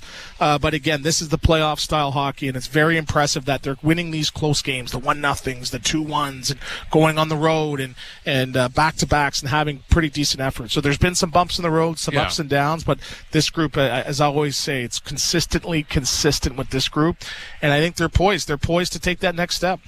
Well, I agree with you. As I said earlier, they've got a number of wins this year that they didn't have in the past, and you don't know what the relevance of that is until they get in the playoffs. As far as a low-scoring game like tonight's, we've seen them lose that many times in the playoffs, and you are left with, the guys couldn't score. Well, they don't. They have that scoring power, but they don't rely on it, and we're just trying to figure out what the currency is. I liked Ralphie's answer. What is the difference? They're winning games in different fashion than they did last year, and he put the credit on the goalies. I would agree. That's a big difference from the past. Yeah, and, in years past, this easily could have been a 2-0 loss for the Toronto Maple Leafs, right? A breakdown here or there, or a turnover.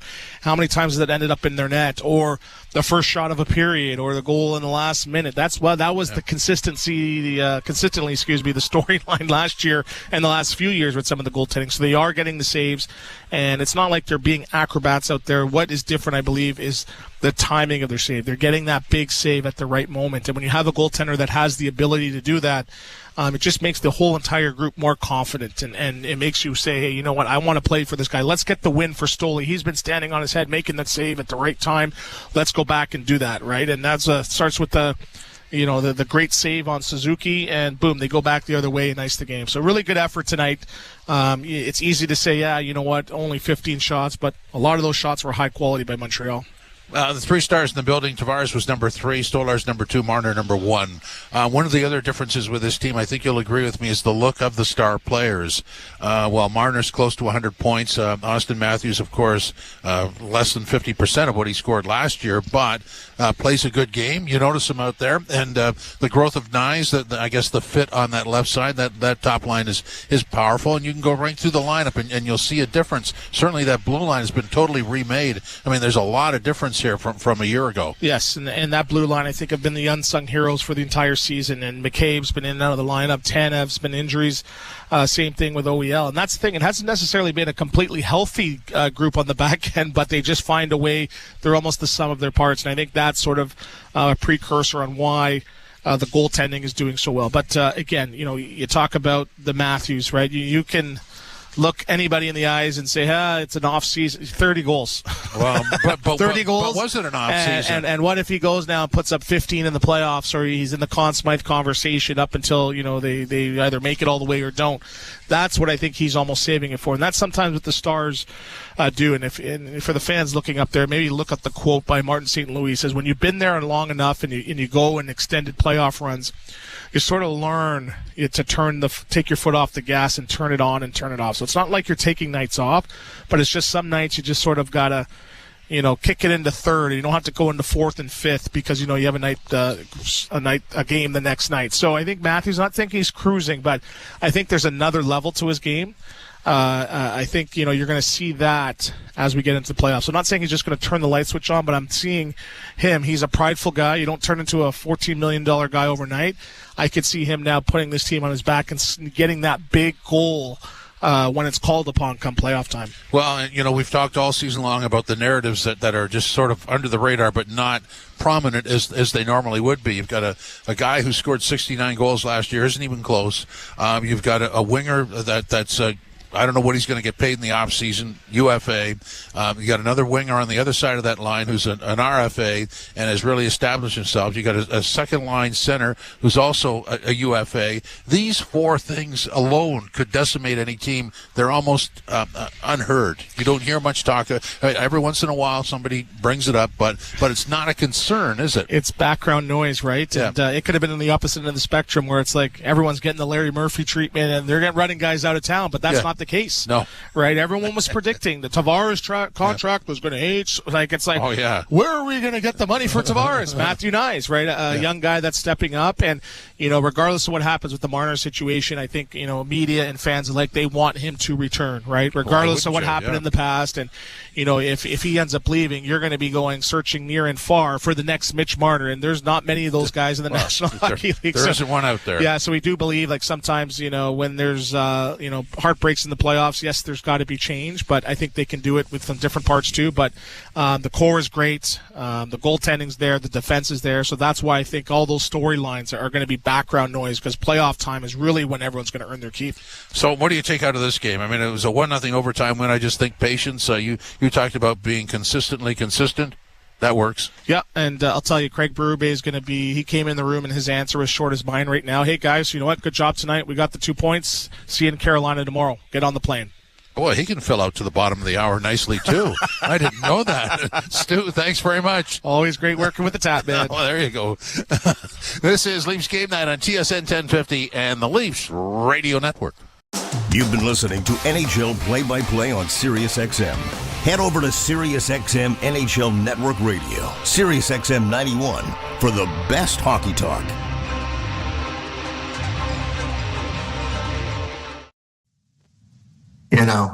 Find the person that's been kidnapped, disable the bomb, stop the terrorist, get to the stage on time so you can get up and do your stand-up comedy. When the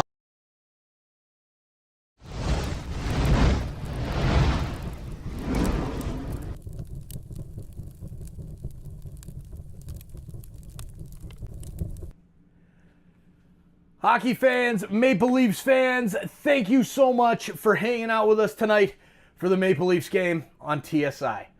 What a game it was. What a night it was. It never fails. Every time the Leafs play, the chat's going wild. The bees are in the chat. Everybody's cheering each other up, having a great time, cheering on our Maple Leafs. And while we do so, making a difference with SickKids Hospital in Toronto. Thank you for hanging out with us tonight. We'll see you in the next one. Please make sure you hit that like button if you haven't done so already, and I will let the post-game run, as always, until our buddy Frank comes on. And I hear that voice, it still makes me cringe. We'll see you back in the chat. Thank you so much for hanging out with us tonight, Insiders. Cheers and good night. Go Leafs, go. Well, Pierre went to Joe's house and delivered the money. I got up with Liberty and Fox and the mayor at City Hall, and we announced the arena deal, Fox and Liberty. And we were coordinated. It was choreographed. And then I was a speechwriter when I was a kid. And I had the blessing to do some work for the governor of New York when he was vice president, Nelson Rockefeller. And he had that famous picture where he was being heckled and he offered his opinion of that. And that picture of him flipping the bird was, I figured, a nice gift to send Dave Checketts, who was a good friend of mine, by the way. I love it. I never knew that. I love it. MLB Network Radio is your home for